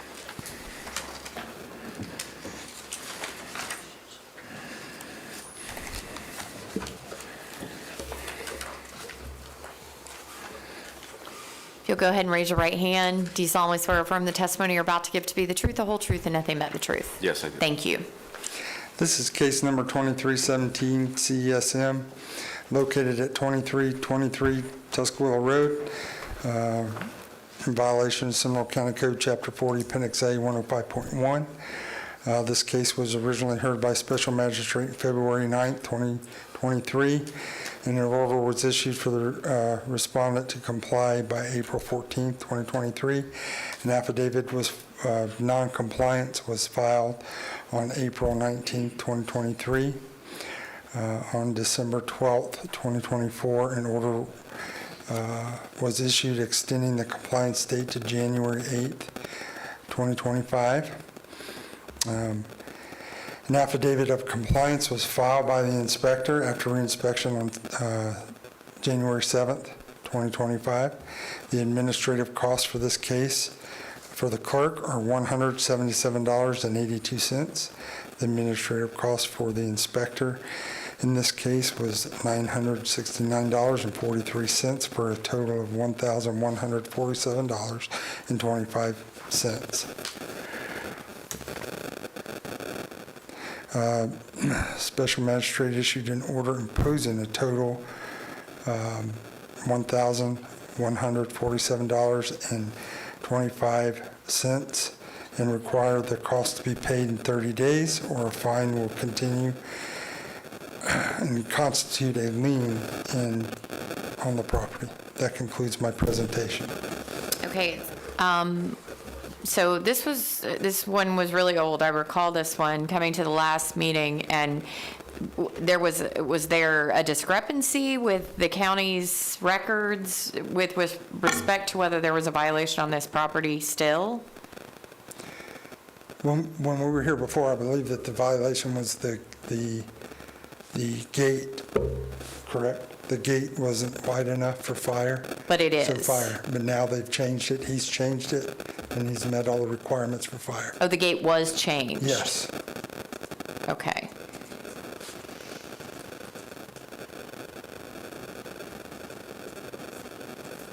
Okay, this is the email up on the screen from fire that says that it has been. And was the gate already was it changed as of the last hearing? Or did you change it since the last hearing? Since. Okay.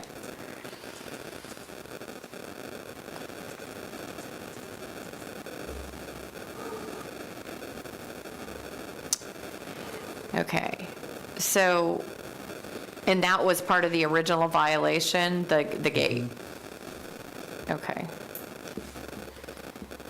The county has incurred costs in this matter of $1,147.25. Part of my concern is that this was going on back in 2023, and there was over a year and a half before you were recontacted about this matter.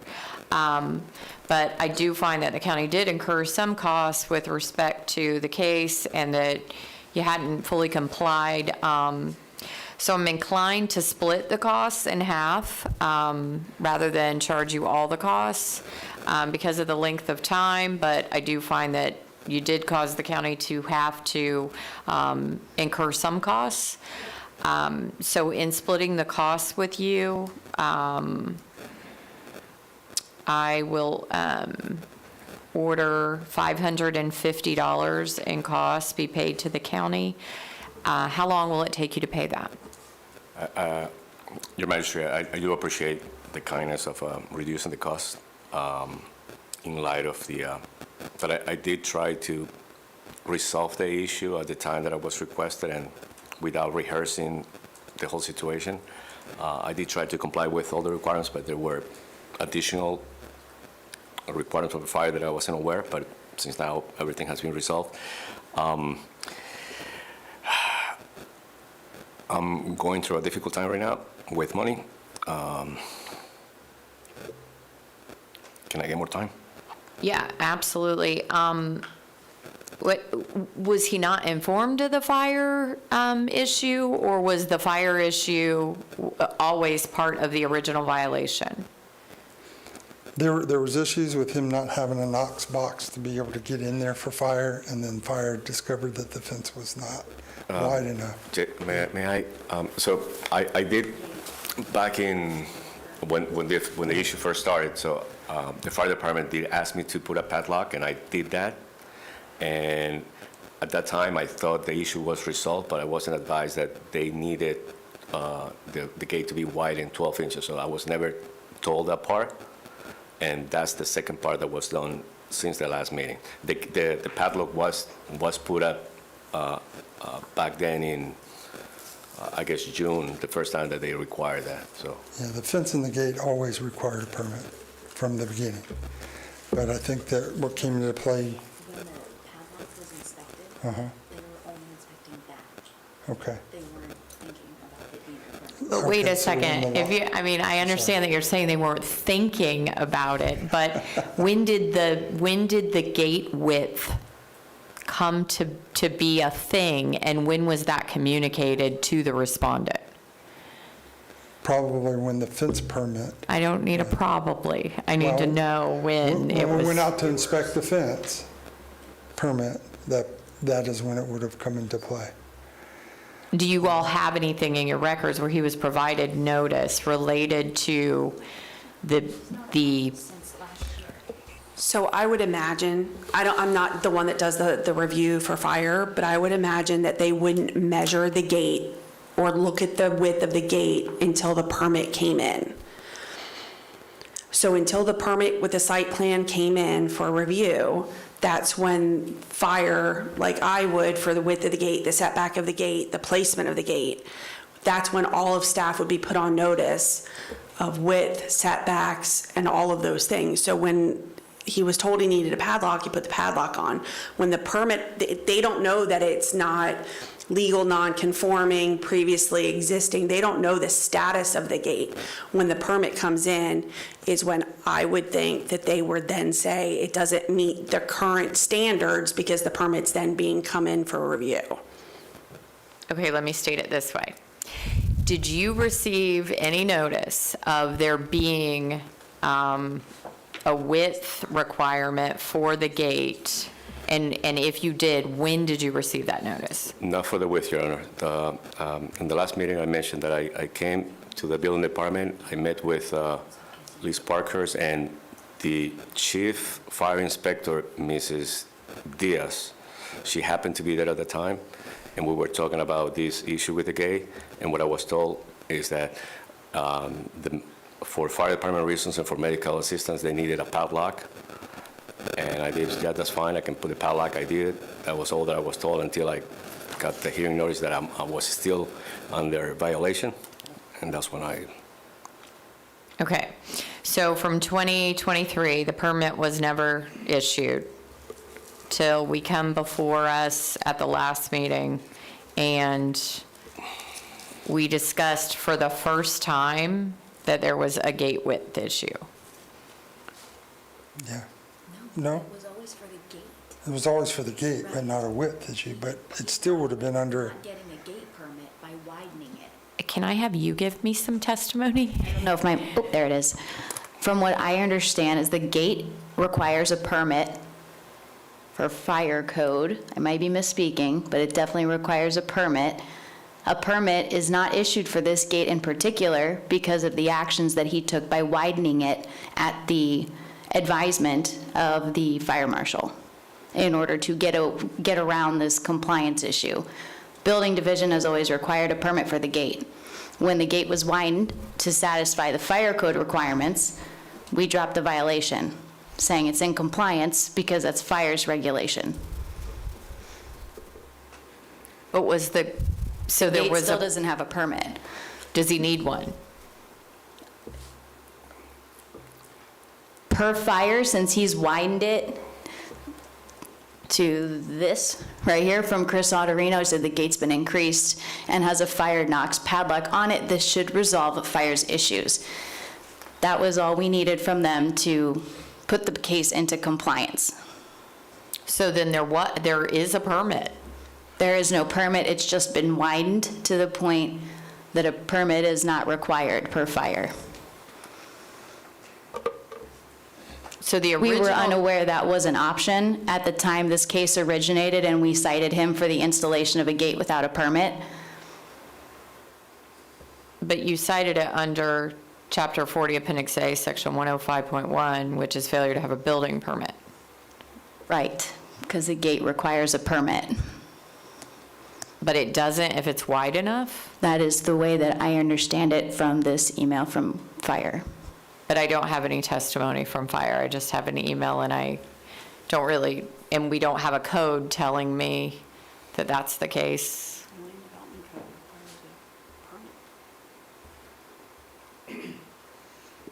If I may, I don't know if that helps or not. So back when I was submitting the site plans, part of the requirements for the gate, the existing gate, was to add the location of the gate, how far, how the setback was in the site plans. That was all that was required to get that existing gate approved on the site. And I think, and to add the padlock. But then after that came the issue with the width of the gate.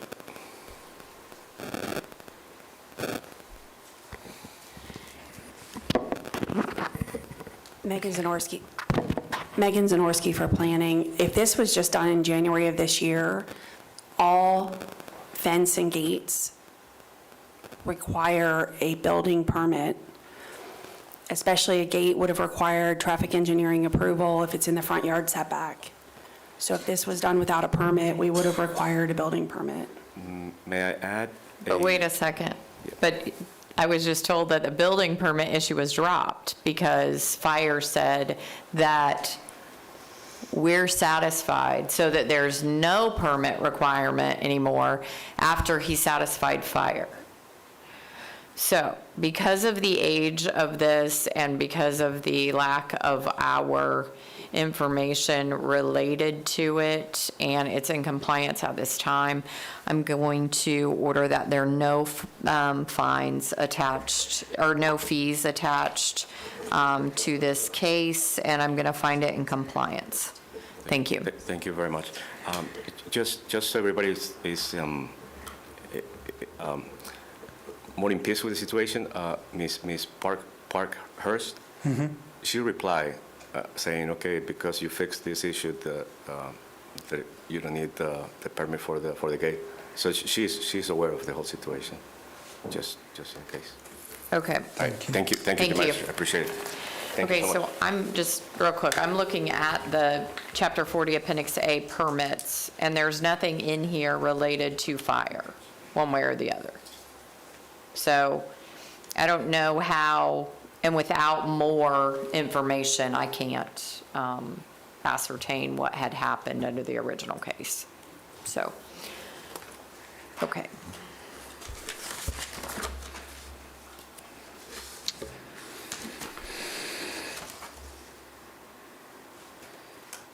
Let's do 2317, nope, we just did that one, sorry. 2443 CESM, Wolfram Nottingham, thank you.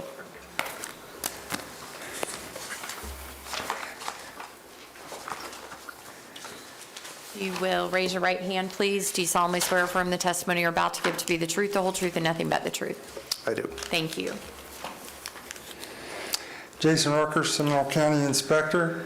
This is case number 2443 CSM, located at 220 Forest Drive, in violation of Seminole County Code Chapter 40, Appendix A 105.1. This case was originally heard by Special Magistrate on August 8th, 2024, and an order was given to the respondent to comply the date of October 9th, 2024, with a meeting scheduled for October 10th, 2024. On October 10th, 2024, the meeting was canceled due to weather and was extended to January 9th of 2025. An affidavit of noncompliance was filed by the inspector after re-inspection on October 9th, 2024. The administrative costs in this case for the clerk are $187.57. The administrative costs to process this case by the inspector total $716.94 for a total of $904.54.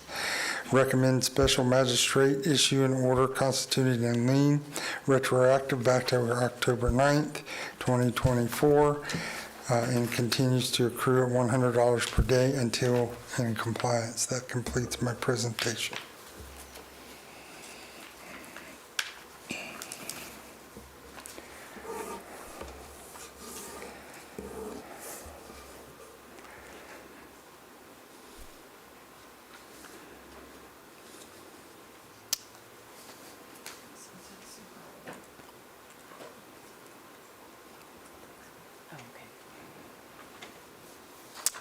Okay.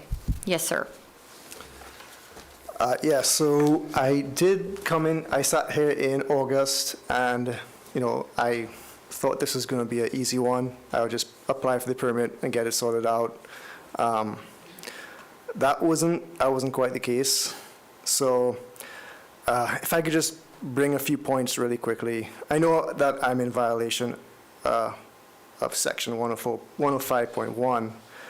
I just want to add that I purchased this property in 2022 with this structure already on the property. It's an old house. It's from 1954, but I have not actually built, repaired, modified anything around this structure since we've moved in. There's actually been a structure in place since 2006, as far back as I can go on the property appraiser website. So there's always been a structure there. I'm actually being taxed on it right now by the property appraiser. It was assessed, I think, in like 2019, somewhere around there. I mean, it's a perfectly good shed.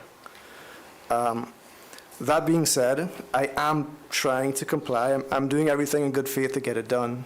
I applied for the permit after we sat here in August. I applied for the permit in September. I couldn't get the permit because I don't meet some of the setbacks.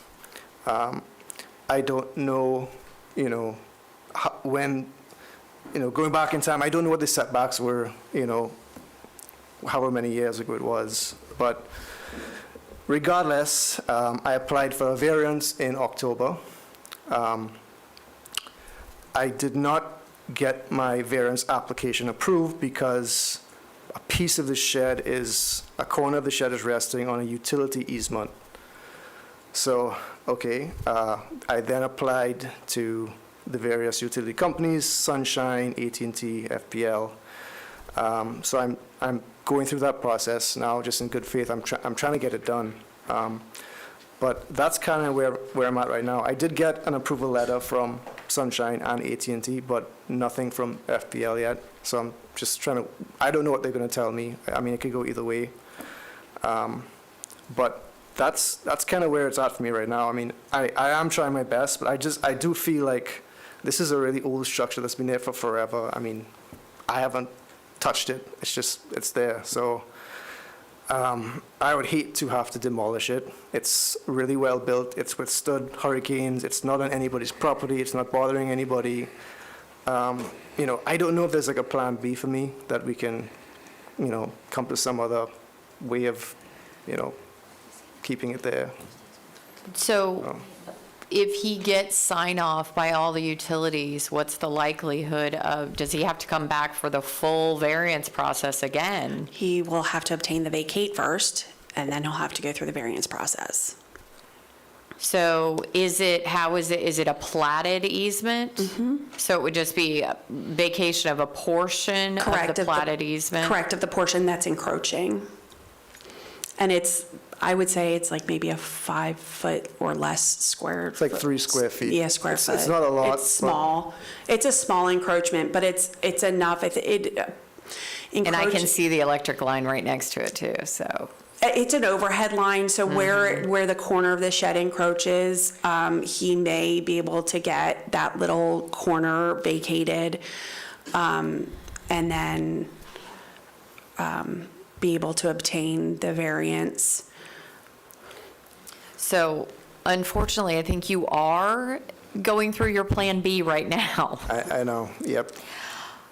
But the vacate process typically takes our customers about 6 months to get through, because like the issue that he's finding now, getting through all the utility companies to get those letters and then get everything turned back in, and the survey process to get his legal sketch and description turned in, and then actually get through the public hearing process for that. That's about 6 months. So if he gets the vacate, does he still have the variance problem? Is there still a setback issue? Yep, if he met the setback, he would not be encroaching into the easement. Okay. The thing that bothers me is, the fines. Like, I don't know how I would deal with any fines and, Well, I'm not there yet. I mean, we did impose some fines that are a daily fine that accrues in the event that you aren't in compliance or working toward compliance. I think in this situation, I mean, you have presented evidence and the county has agreed that you're working toward fixing the problem. And so, Ms. Zanorsky has given me testimony that it would take you 6 months just for the vacate portion, but then you'd have to go back through the variance process after that. So what I'd like to do is to continue your compliance date, but I don't want to push it out the 8 months or so that it may take. I want to make sure that you're still actively going through this process. And the only way I can control that you're actively going through the process and still doing what you're needing to do is by piecemealing your compliance date. Because if you're back before me in, 4 months and you aren't doing anything, right, and you haven't done what you need to do. And I think that that's, some of the problem that we've had with some old cases. So if we are following them, then it makes it easier for me to say to the Board of County Commissioners that, this is why I made the decision I made. right. So what I'd like to do is have you back here in July. I think that is a good chunk of time. It probably is the 6 months that, but I realize you still have some work that you need to do because you still have one provider that needs to provide you. Now, because that process is part of the vacation process, I suggest that you submit your application for the vacation and start that process now, because then you will be going through that process that you're going through right now anyway, basically. I did submit that application. You did? I paid the fee, but I was told they couldn't do anything until, I couldn't get a date for the appointment until I got the For the vacation. So he has initiated that. Yeah, until, I'm not sure if he paid the fee, he's in the process, but they won't push it forward until he has all his letters. Right. I will add that staff has been working on an updated list of contacts for providers. So you may want to touch base with the second floor and see if they have an updated contact point for that provider that you're missing a letter from. Well, I've been in contact with them. They're reviewing it now. So I have Okay, somebody. perfect. I just wanted to make sure you Yeah. didn't have an old contact point, because I know staff has been working on updating that list. Okay. Then I am going to go ahead and continue your compliance date to July 9th, 2025, with a compliance hearing set for July 10th.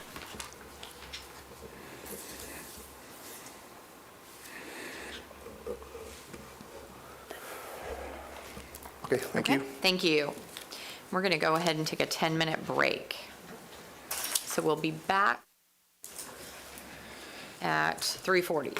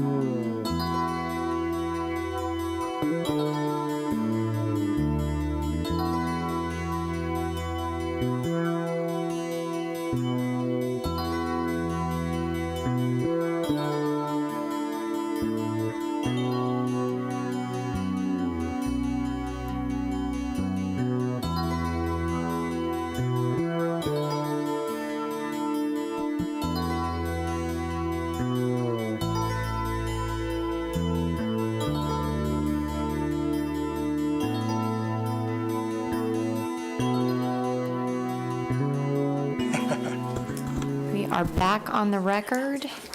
I'm going to go ahead and call 2553 CESM BAF Assets 3 LLC. 24, Did I say 20? 5, she said. Sorry. It's okay. Exactly. I transposed, it was okay.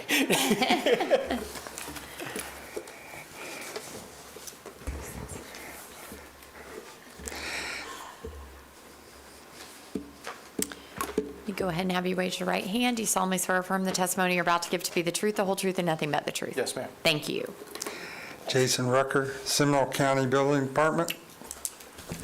This is case number 2453 CESM, located at 3314 Curtis Drive. Violation charges Seminole County Code, Chapter 40, Appendix A, 105.1, construction without the required permit for a fence. This case was originally heard by Special Magistrate on September 12, 2024, and an order was issued giving the respondents a compliance date of November 13, 2024. And November 14, 2024, an order was issued extending the respondent's compliance date to December 11, 2024, with a meeting scheduled for the 12th of December. On the 12th of December, an order was issued extending the case again to January 8, 2025, with a meeting scheduled for today, January 9, 2025. The administrative costs in this total, for the clerk, total $237.64. The administrative costs for the inspector in this case are $745.93 for a total of $983.57. Recommendation is that the special magistrate issue an order constituting a retroactive lien back to January 8, 2025, and continue to accrue at $250 a day until compliance. That concludes my presentation. Okay. Yes, sir. Okay. I have a permit. I have documentation now stating I do have a permit approved. Okay. No, go ahead. Megan Zanorski for planning. Unfortunately, the site plan that was submitted does not contain the full scope of the fence that was installed. Only a portion of the fence that's under the current violation was approved by me. I was emailed the site plan earlier in the week and provided a review back to Ruth and Jason. The portion that I approved is only about half of what was actually installed. So he needs to revise his site plan to show the full scope of the fence that was actually installed that's under the violation. Wait, did he receive a permit, though? He did, but it does not show the full scope of the work. But he shouldn't have received a permit then, right? Well, what he provided to me for review was allowed to be permitted. So I don't know if he's going to remove the other portion of fence to meet the violation. It was my understanding that we're here because the fence itself was not permitted. There was an issue with one of the uploaded docs, and evidently at some point somebody highlighted stating that we could not see a front portion of the fence on the uploaded documentation for what is needed. We've got in the surveys, I'm trying to get the whole fence permitted since the pool was put in probably 20 years ago, we're still stating this fence was never permitted. We've had 2 hurricanes. I'm trying to get the permit, which I have documentation says the permit's issued. I know it now needs to be closed out, but I also need to know what needs to be corrected. So now I'm being told that, oh, wait, the permit's issued, but it's not, and you're still in violation. I haven't had an opportunity to get the inspection of what is there now. So the revisionist history here, I am not following as to what needs to be done to be in compliance. It's Curtis. We're looking for paperwork now. What?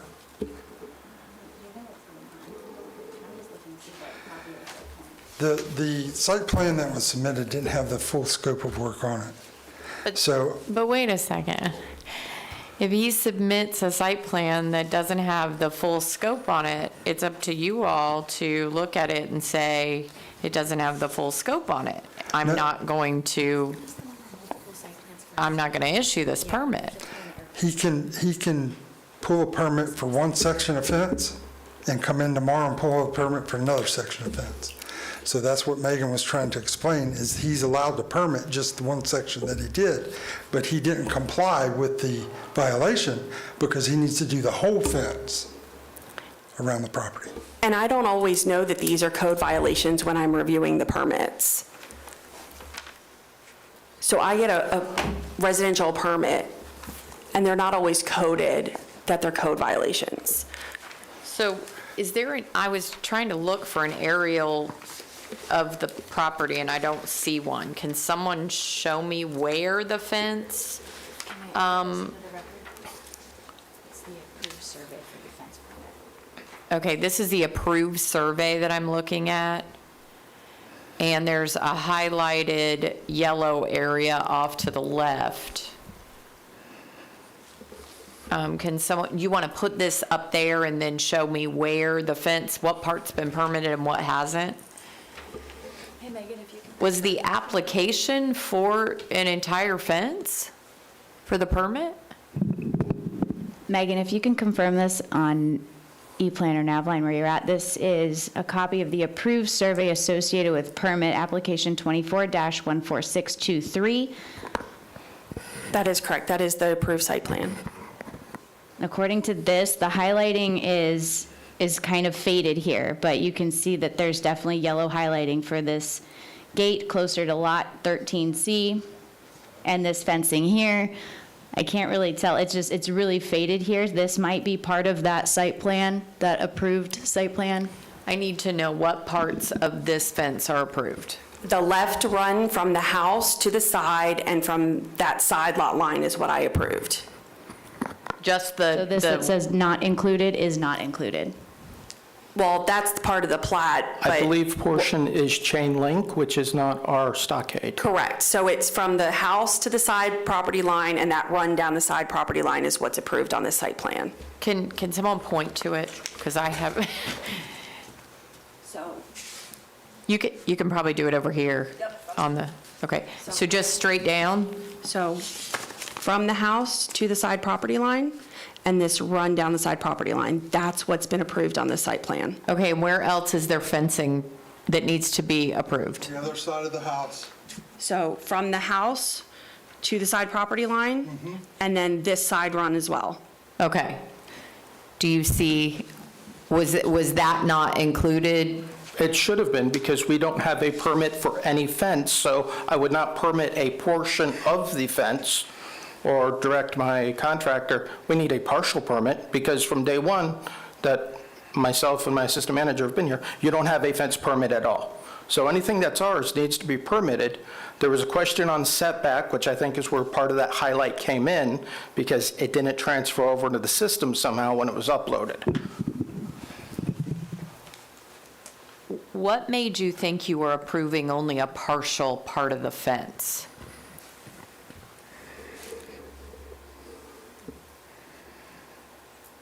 Some of those other site plans are in the error folder. Yeah, I'm going there.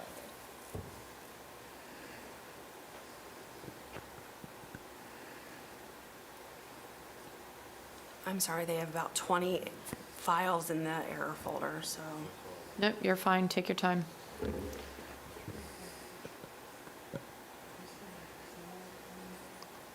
Because again, we've gone through, you need a demo permit to correct the fence that you don't have a permit on.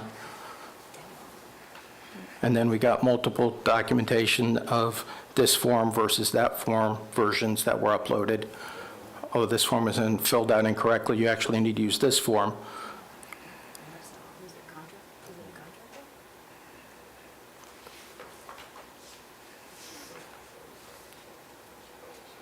Oh, I can't tell from here. So on the only other site plan that I have, they showed the fence running from the side property line here, this side, and then along the rear. They never showed this side. But it's showing on that. Is They it showed not? this side here. No, who showed that side? Their previous site plan, they submitted this site plan that I ultimately approved and one other site plan. But this one that is in front of them, doesn't it have a fence showing on this over here? Correct. There is a fence. That was the previously existing fence. But they didn't highlight that for being But they permitted. didn't highlight that they were replacing this. So I don't know if they're doing something different. What I'm approving is what they're highlighting. This happens all the time. I don't know if they have to change something and they're putting that under a different permit. I don't know if the neighbor's pulling that permit. I don't know what's happening. I'm only approving what they're highlighting. That's their scope of work. That's what they're indicating they're changing. The original one. Sir, did you highlight that? No, ma'am. Who highlighted that? Because it wouldn't have been highlighted by the surveyor. It would have had to been done by the That would have been contractor. done by the contractor. I don't have the access to see if it's an owner-builder permit or a contractor, but if it wasn't the owner, It's a this is an contractor LLC, permit. so actually the permit had to be submitted by a contractor because it's owned by an LLC, not an individual. So the contractor indicated on a couple different site plans, different locations of the fencing that were being proposed. The one Megan has up is the most recent site plan the contractor provided. But there was a prior site plan that had the other side highlighted. Correct. And no, well, it had this run that was approved ultimately, it had them replacing the rear lot line here, and then only the run on this side from the house to the side property line. And you're saying they didn't replace the rear because it's not your fence, it's chain link? A portion of it is chain link, that is not ours. Again, on the first slide presented, it says we had no fence permit. And for the third time now that I'm here, what do I need to do? How can I amend this now? Can I come highlight that to show whatever wooden stockade fence is what I'd like to have permitted, so we can go through the inspection to tell me what I'm allowed to now fix on a permit that's never existed for a home that's had a pool in excess of 20 years? So it seems to me like it's probably a mistake on someone's part that they meant to highlight that side strip and highlight it along the back on Yeah, if there's no accident, permit, I will. is what that appears to me. So, I don't have an issue if you want to extend it to see if you can get a revision. yeah, I'm not sure Turned in what for it. needs to be done to revise it. It's a revision. He could, if the contractor submitted it tomorrow or even this afternoon, if he turned it in, it's a site plan revision. If it was routed to me tomorrow, it'd probably be approved by tomorrow afternoon. Okay, They're turned around within 24 hours typically. so Can I give you the site plan and highlight whole I don't- fence? I don't You're the property owner, it has to be done by the contractor. Yeah, I Because think- it's an LLC. sorry. If you want to provide the highlighted site plan, since you know where the scope of work is, and then he can turn it in, that would probably be the ideal way to handle that. Yeah, you probably need to do the highlighting for him on it. Knowing that it's both sides and the little strips connecting to the house as well. So the side strips and down to the back of the fence, but not the back fence. And make sure it's the full copy of the survey, because that was the other issue that I was having, was they were splitting the survey in half. Yeah, somehow there was an upload error with the system. They'd done it multiple times, so. Okay, so they need to re-highlight and resubmit. Okay. So I'm clearly going to continue this, your compliance date. Right now, I think we're at a compliance date of yesterday, so we're going to extend the compliance date to February 12th, which is the day before the next hearing, with a compliance hearing on February 13th. Is there anything else we're missing besides re-highlighting this paper for, again, what I was told the permit was issued for a non-existent fence? No, there's nothing else. I can't answer that question for you. I just suggest that maybe after you resubmit, maybe you contact the county to make sure. You've got from now till February 12th to make sure that everything's highlighted appropriately. Yeah, I thought as of December 30th with the email from everybody here that we were good to go, so.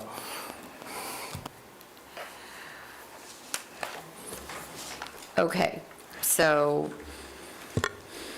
if you will do that, we'll continue the compliance date until February 12th, 2025, with a compliance hearing of February 13th, 2025. Thank you, Your Honor. Thank you.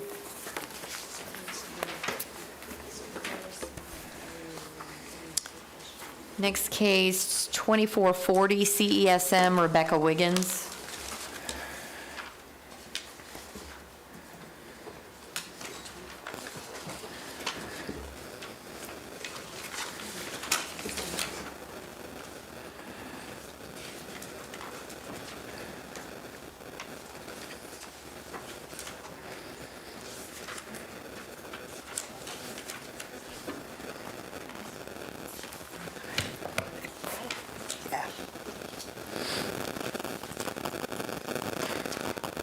Ms. Wiggins, if you will raise your right hand, please. Do you solemnly swear or affirm the testimony you're about to give to be the truth, the whole truth, and nothing but the truth? Yes. Thank you. Jason Rucker, Seminole County Inspector. This is case number 2440 CESM, located at 1217 Gale Street, Apopka.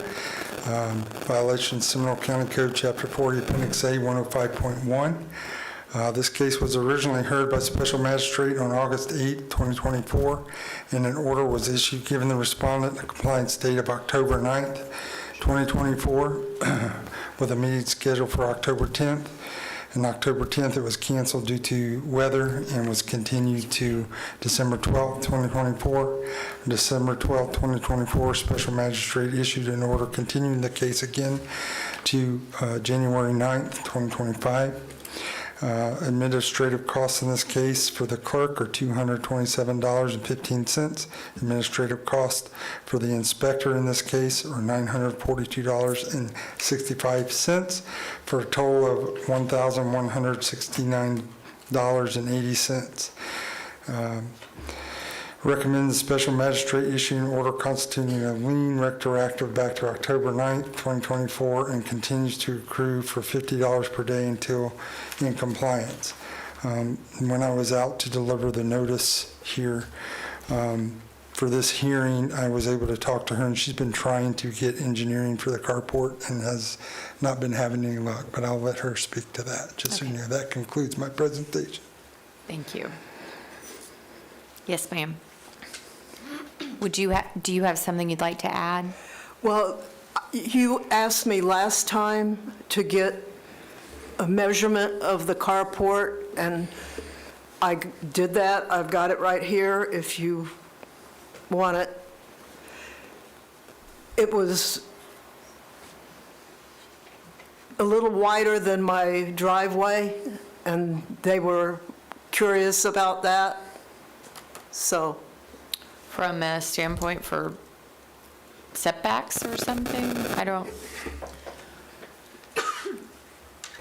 So, I don't know, I can't recall if it's been explained to Ms. Wiggins, but the structure is not attached to the residence, and in this zoning district, no accessory structure can project in front of the primary residence. So this carport is not going to be able to obtain a variance, nor will it be able to be permitted. So It needs to be removed. it needs to be removed. it can't be removed. What? Why No. can it not be removed? The lines go so far down, I wouldn't be able to afford to have it taken down. I don't understand why. She could have it cut at the poles. I paid for it, and they should have permitted it, but apparently they didn't. You actually can't have a carport that's not attached to your house on your driveway? Not in this zoning district, not in a residential zoning district. I can't hear. Not in a residential zoning district. Other people do. They can be attached to your home, so it would have to be structurally attached to the house. Or it can be in your side yard, not projecting forward of the primary residence, but it cannot be forward of the building line of the primary residence. Well, why didn't the people tell me that when they were putting it up? I don't understand. I've lived in that house since '71. How long has the carport been there? How long is it? It's 20 No, feet. No, It's how long has it been there? since 2013.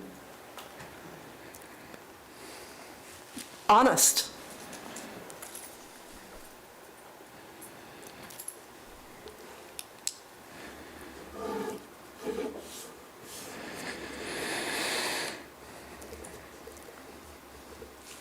When, at our last hearing, I don't recall her being told that it couldn't be there. Yeah, I've never been told that before either. What made us make that determination? I think that picture that I just saw, I realized that it was not attached to the house. The angle, Because technically. that shadow, the one that one right there, seeing that shadow between the sun, between the house and the carport was what just triggered it for me. I don't Because think, technically, this violation is not even an appropriate violation. Because if there's no way for her to get a permit, then she doesn't have a violation for not having a permit. well, the building division cites for unpermitted construction, the forward of the building line is the land development code. So they're citing for building code and it needing to come into compliance for a building permit.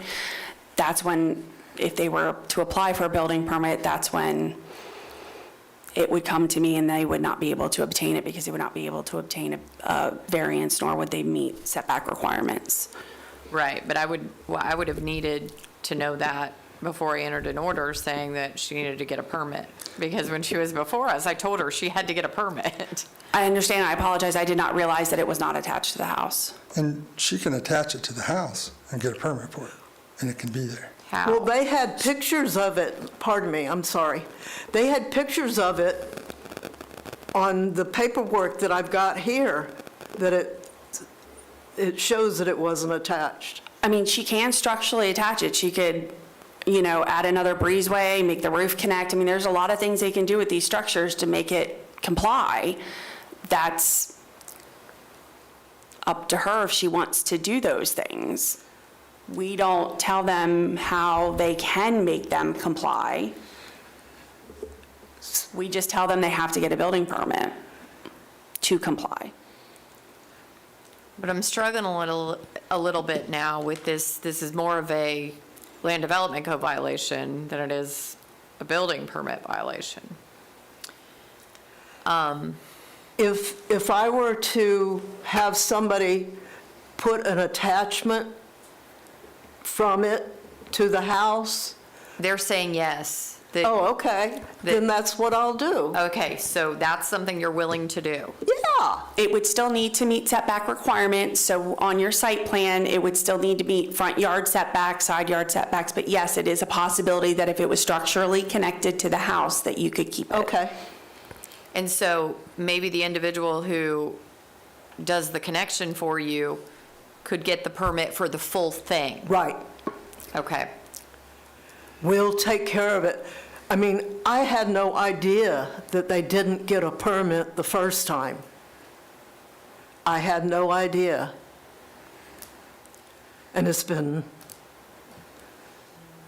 15 years, almost. So originally, when we were here back in August, and with a compliance date of October. And so what has happened between October and now? And I realize we obviously canceled the hearing on this side because of the weather problems. I got sick twice, Okay. and you wouldn't have wanted me here. Oh, okay. Okay, so you now can actively start this process of getting Yes. this? How long Yes. do you think it will take? I appreciate it. I mean, the permit is one thing. The permit has to come before she puts the new connection up. Correct. And can she get a permit as long as she's showing the connection to the house? And provided that setbacks are appropriate. More than likely, she's going to need a variance, a front yard variance. Okay. Because the house meets the front yard setback, so more than likely, the carport does not. Based on GIS, I mean, that can be off a few feet, so she may. So what that means is there's another process that you would have to go through to, there are what's called front yard setbacks, to where the structure that's in your front yard has to be set back from the road a certain amount of feet, depending on what the zoning district is. And this placed carport appears to possibly be in the setback. And so you would need a variance first that says it's okay for you to have the carport in this location. Then you would also need the building permit showing that it connects to the house. And we're looking at 4 months, 6 months out. But I would need a site plan, so I would suggest that she gets with that company that's going to make the attachment so they can assist her with that site plan, so that she has a strategically designed site plan that she can present with her variance packet that shows the full, because whatever she's going to attach it with, like if she's adding a covered porch type structure that goes along with it, I don't know how she's going to design it, that may encroach. So that I would have that whole thing designed. I'm going to give her my card so you can be in contact with me. We'll get you through the variance process, and your contractor can reach out to me as well, and I'll help them through the process, okay? Okay, so I'm going to continue this to July 9th. So your compliance date is now July 9th with a hearing on July 10th. Thank you. And that should give you sufficient time to get accomplished what you need to accomplish. Okay. And please keep in contact with Ms. Zanorski, Okay. because she will walk you through the process if you maintain contact with her. Just to let you know that people on both sides of me have carports, and mine is the same length down the driveway as theirs. Theirs are attached to their house, though. They are attached? Yeah. Okay. Okay. Okay? Well, and it's very possible they have variances and all of those things also, so. What I might do is go ahead and take it down and build a wooden one.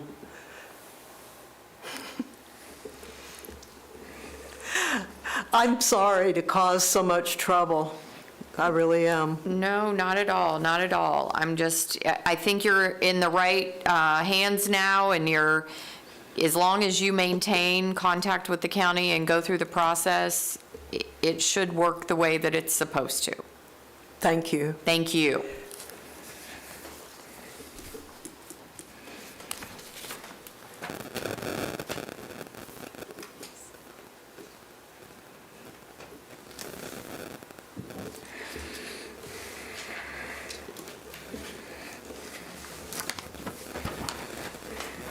22-104 CESM, James Cram and Linda Cram. You made it. You finally made it to...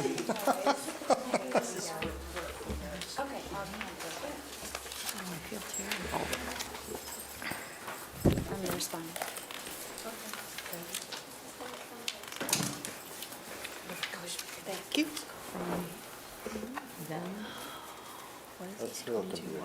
You can.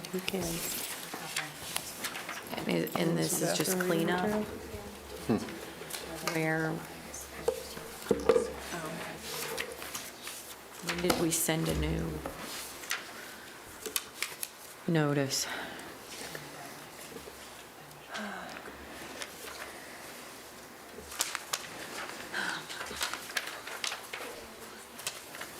Never.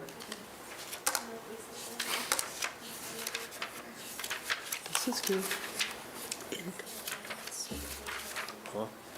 In the affidavit, they got an affidavit of non-compliance, which triggered, and then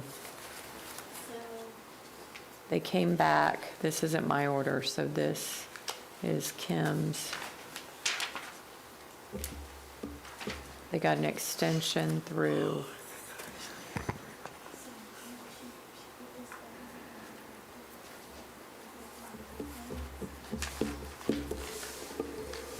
Okay.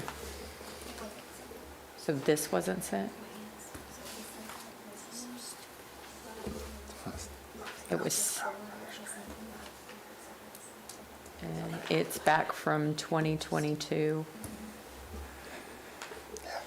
Okay, I'm going to call this case 22-104 CESM, James and Linda Cram. I'm going to find that they are in compliance at this time, and I am not going to impose any penalties or costs in this matter. Thank you. Thank you.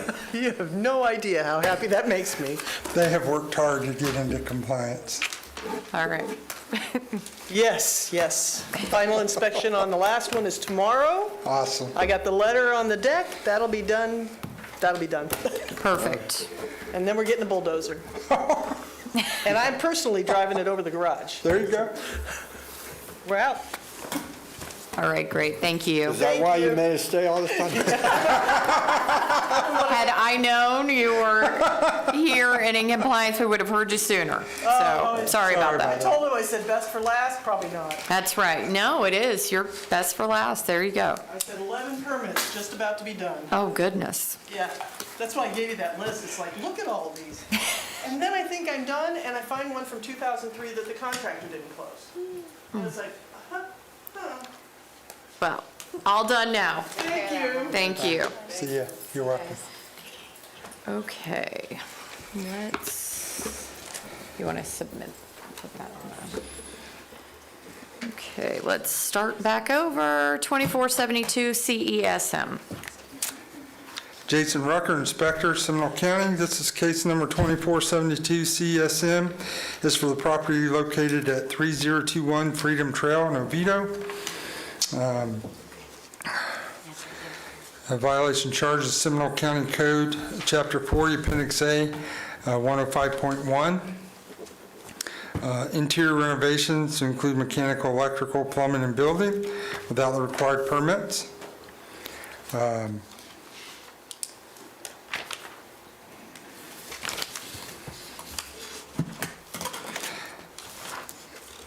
The initial inspection was done on January 22nd of '24.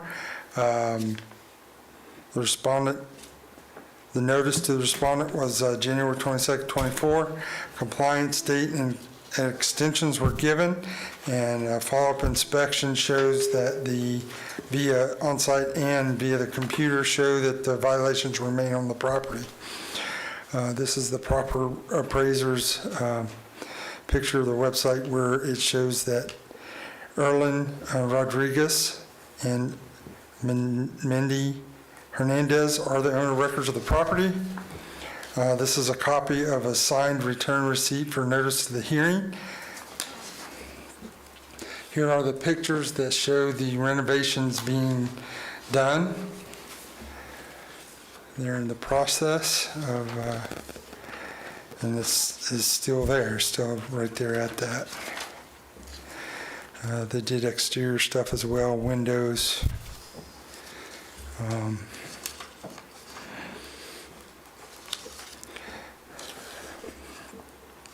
This screen shows no permit applications have been obtained or issued for the interior alterations.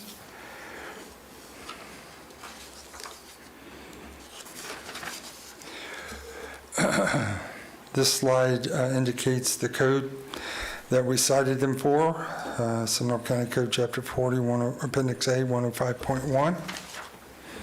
Based on the testimony and evidence presented in case number 2472 CSM, it is determined that the respondents are the owner of records of the property at 3021 Freedom Trail and in possession of control of the property and in violation of Seminole County Code Chapter 40, Appendix A, 105.1.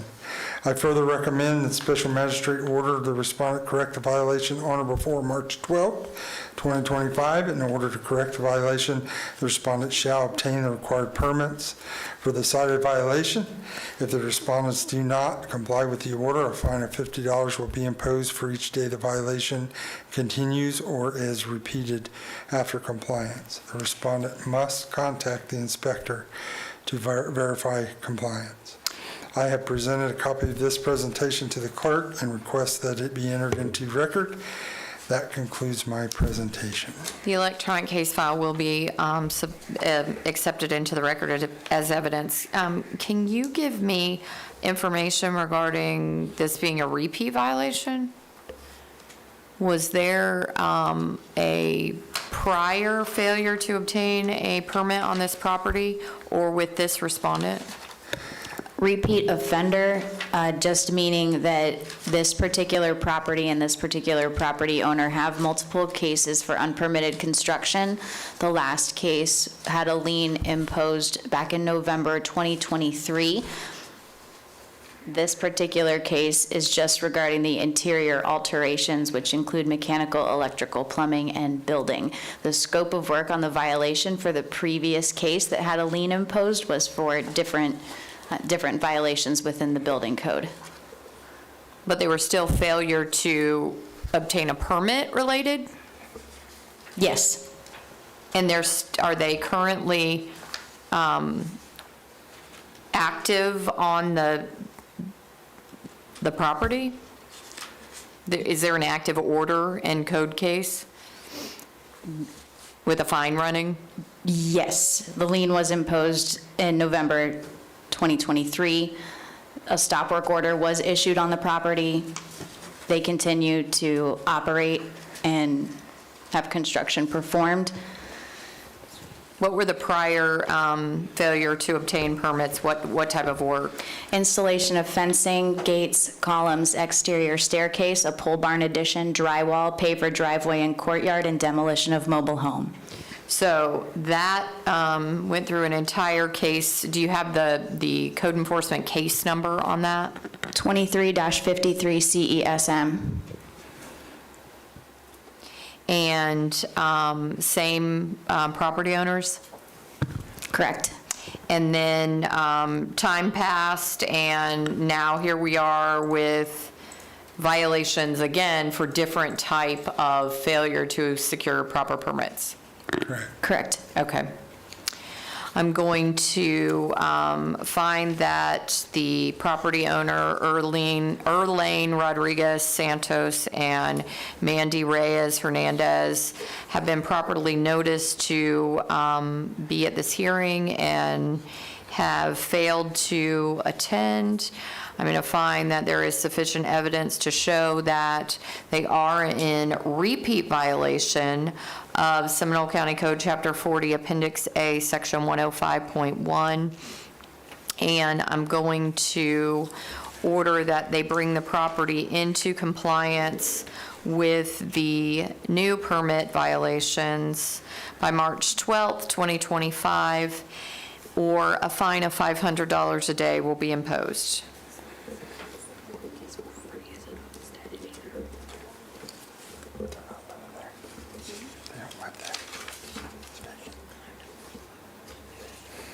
This is a repeat violation because prior they have failed to obtain permits and they've done it again. Even though they've done it for they've done it for different reasons, it's still failure to obtain a permit. So it will be $500 a day for each and every day after March 12th, 2025, and this is not a homesteaded property.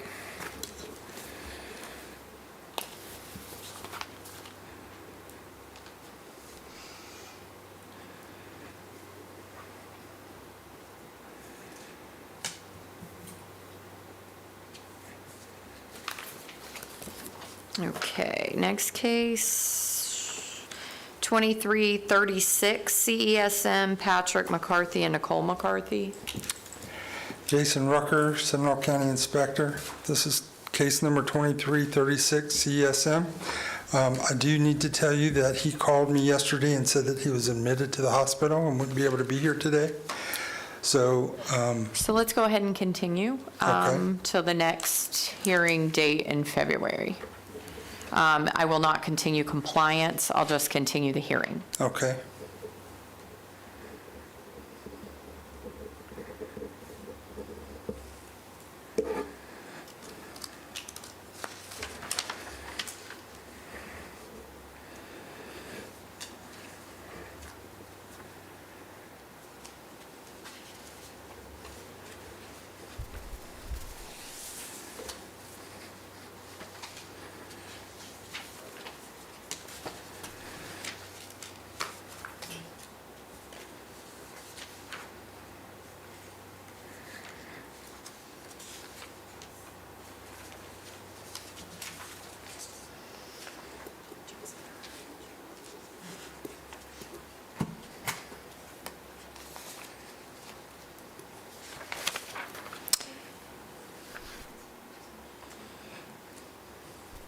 They're in compliance?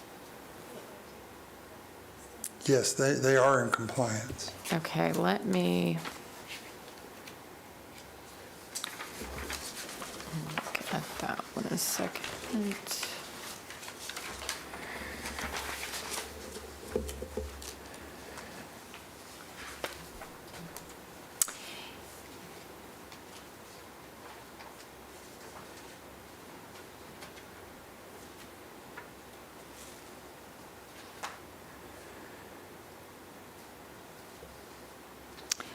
No, there are costs involved and some continuances, so I'm going to continue the compliance hearing, understanding that they are in compliance at this time, but the lien hearing will be held when they are capable of coming on February 12th.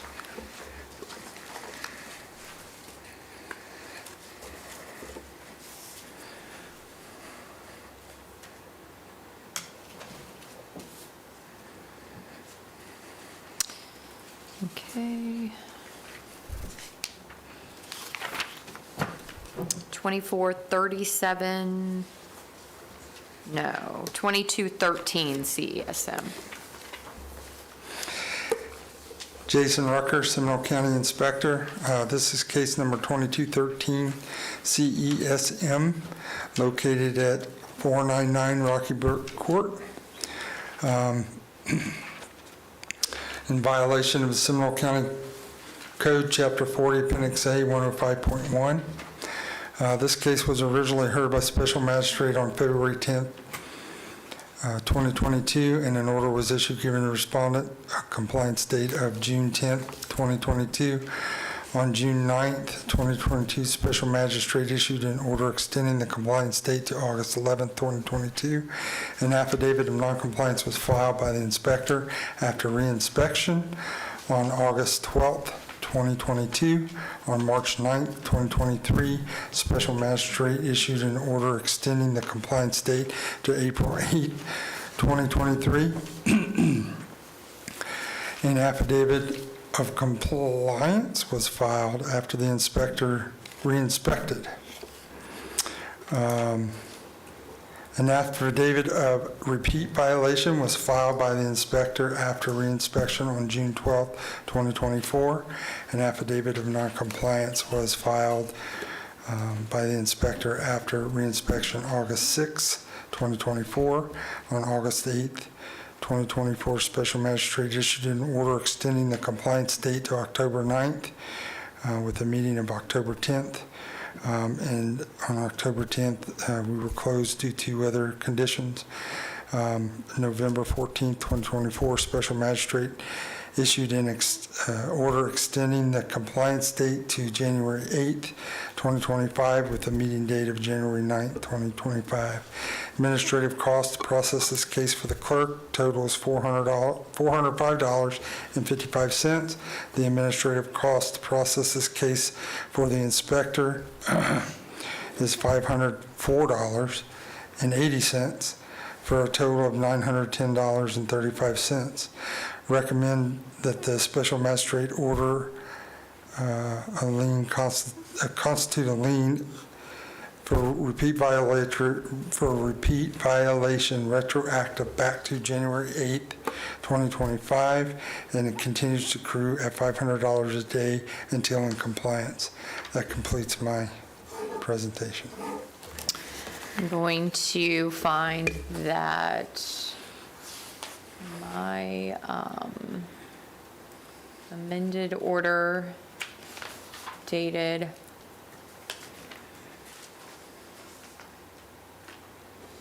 November 18th, 2024, providing a new compliance date to January 8th, 2025, was provided to the respondent. That shows a compliance hearing for today at 1:30. Do you have where the green card was returned? It was signed and returned. I'm going to find that they were fully notified to be here today for this compliance hearing. I'm going to find that there is testimony and evidence presented showing that they are still in violation as of the date that they were to come into compliance, January 8th. I'm going to impose the fine of $500 a day effective January 8th, 2025, and I'm going to impose costs in the amount of $910.35 to be paid within 30 days. And if not, will be recorded as a lien along with my order encumbering the property and the respondent. Thank you.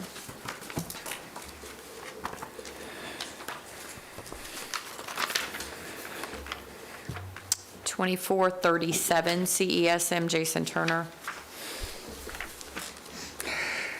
Jason Rucker, Seminole County Inspector. This is case number 2437 CESM, located at 5725 North Road, in violation of Seminole County Code Chapter 40, Appendix A, Section 105.1.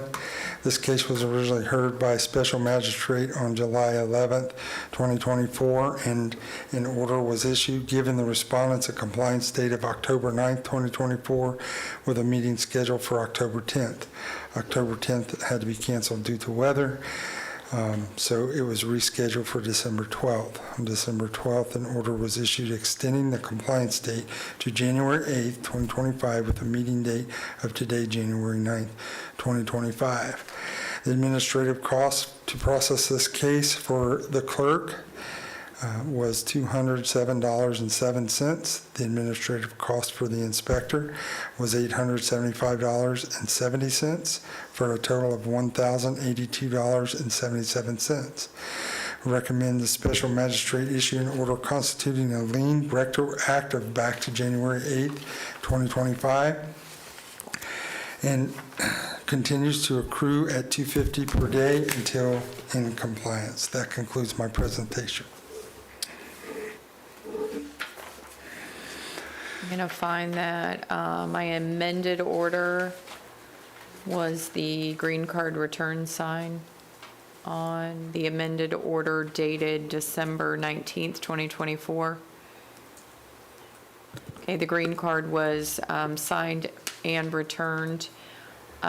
So the amended order giving a compliance date of January 8th, 2025 was received with a compliance hearing date of January 9th, 2025 at 1:30, and the respondent has failed to attend. I'm going to find that the property is still in violation, and I'm going to ratify my prior order and impose the fine of $250 a day starting on January 8th, 2025, and I'm going to impose costs in the amount of $1,082.77 to be paid within 30 days, both of which will be recorded as a lien against the property until the violation is complied and the fees are paid.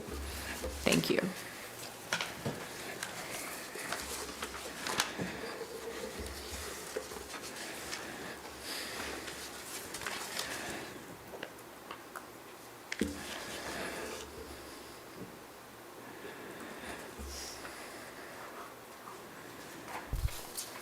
$2468 CESM. Jason, go ahead, sorry. You pronounce that name. I can't do it. I'm going to pronounce way too many consonants, I'm certain. Jason Rucker, Seminole County Inspector. This is case number 2468 CESM, located at 1028 Martex Drive in Apopka. Violation of Seminole County Code, Chapter 40, Appendix A, 105.1. This case was originally heard by Special Magistrate on December 12, 2024, and an order was issued giving the respondent a compliance date of January 8, 2025, with a meeting scheduled for January 9, 2025. Administrative costs for the clerk are $118.16. Administrative costs for the inspector are $690.16, for a total of $808.32. Recommend that Special Magistrate issue an order constituting a lien retroactive back to January 8, 2025, and continue to accrue at $250 per day until in compliance. That concludes my presentation. The respondent was not present at the hearing where I imposed the order and fine on December 19th. No, on December 12th, 2024. Was the green card returned as being received? Okay, was the first class mail, it was sent out by first class mail as well? Did we post the property at all with the? Property was posted December 27th. Okay, perfect. I'm going to find that the respondent was notified of the finding of fact, conclusion of law, and order imposing fine that was imposed on the 19th day of December back to the hearing date of December 12th, 2024. And I'm going to find that that order did in fact notify of the hearing date for today, and that they have failed to appear. I'm going to impose the fine effective January 8th, 2025 in the amount of $250 a day, and I'm going to impose costs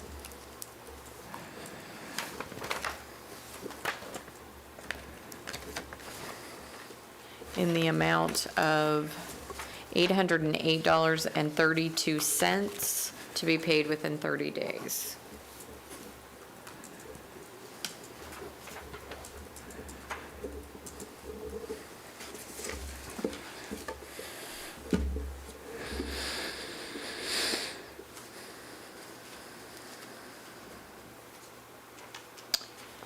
2469 CESM. Jason Rucker, Seminole County Inspector. This is case number 2469 CESM, located at 740 Old Lake Harney Road, Geneva. Violation is Seminole County Code, Chapter 40, Appendix A 105.1. This case was originally heard by Special Magistrate on December 12, 2024, and an order was given to the respondent to comply by January 8, 2025, with a meeting date of today, January 9, 2025. Administrative cost to process this case for the clerk is $98.66. Administrative costs for this case for the inspector was $502.70, for a total of $601.36. Recommend that Special Magistrate issue an order constituting a lien retroactively back to January 8, 2025, and continues to accrue at $250 per day until in compliance. That concludes my presentation. Was the finding of fact, conclusion of law, and order provided to the respondent? I know it was mailed, certified, and regular. Was the green card returned for the certified mail?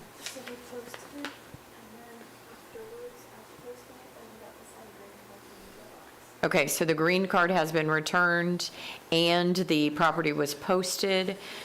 I'm going to find that respondent was provided with the proper notice for compliance as of January 8th, 2025, and that the respondent has failed to show, even though the order indicated that there would be a compliance hearing today at 1:30.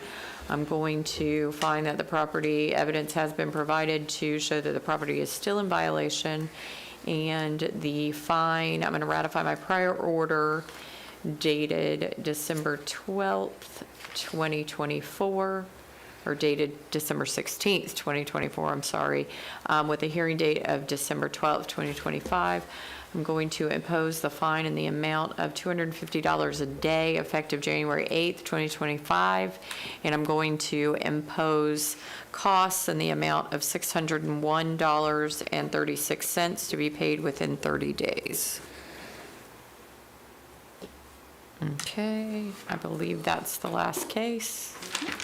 I'm going to accept the minutes from the December hearing and approve those from the December 12th hearing, and confirm that our next meeting is scheduled for February 13th, 2025. We're adjourned.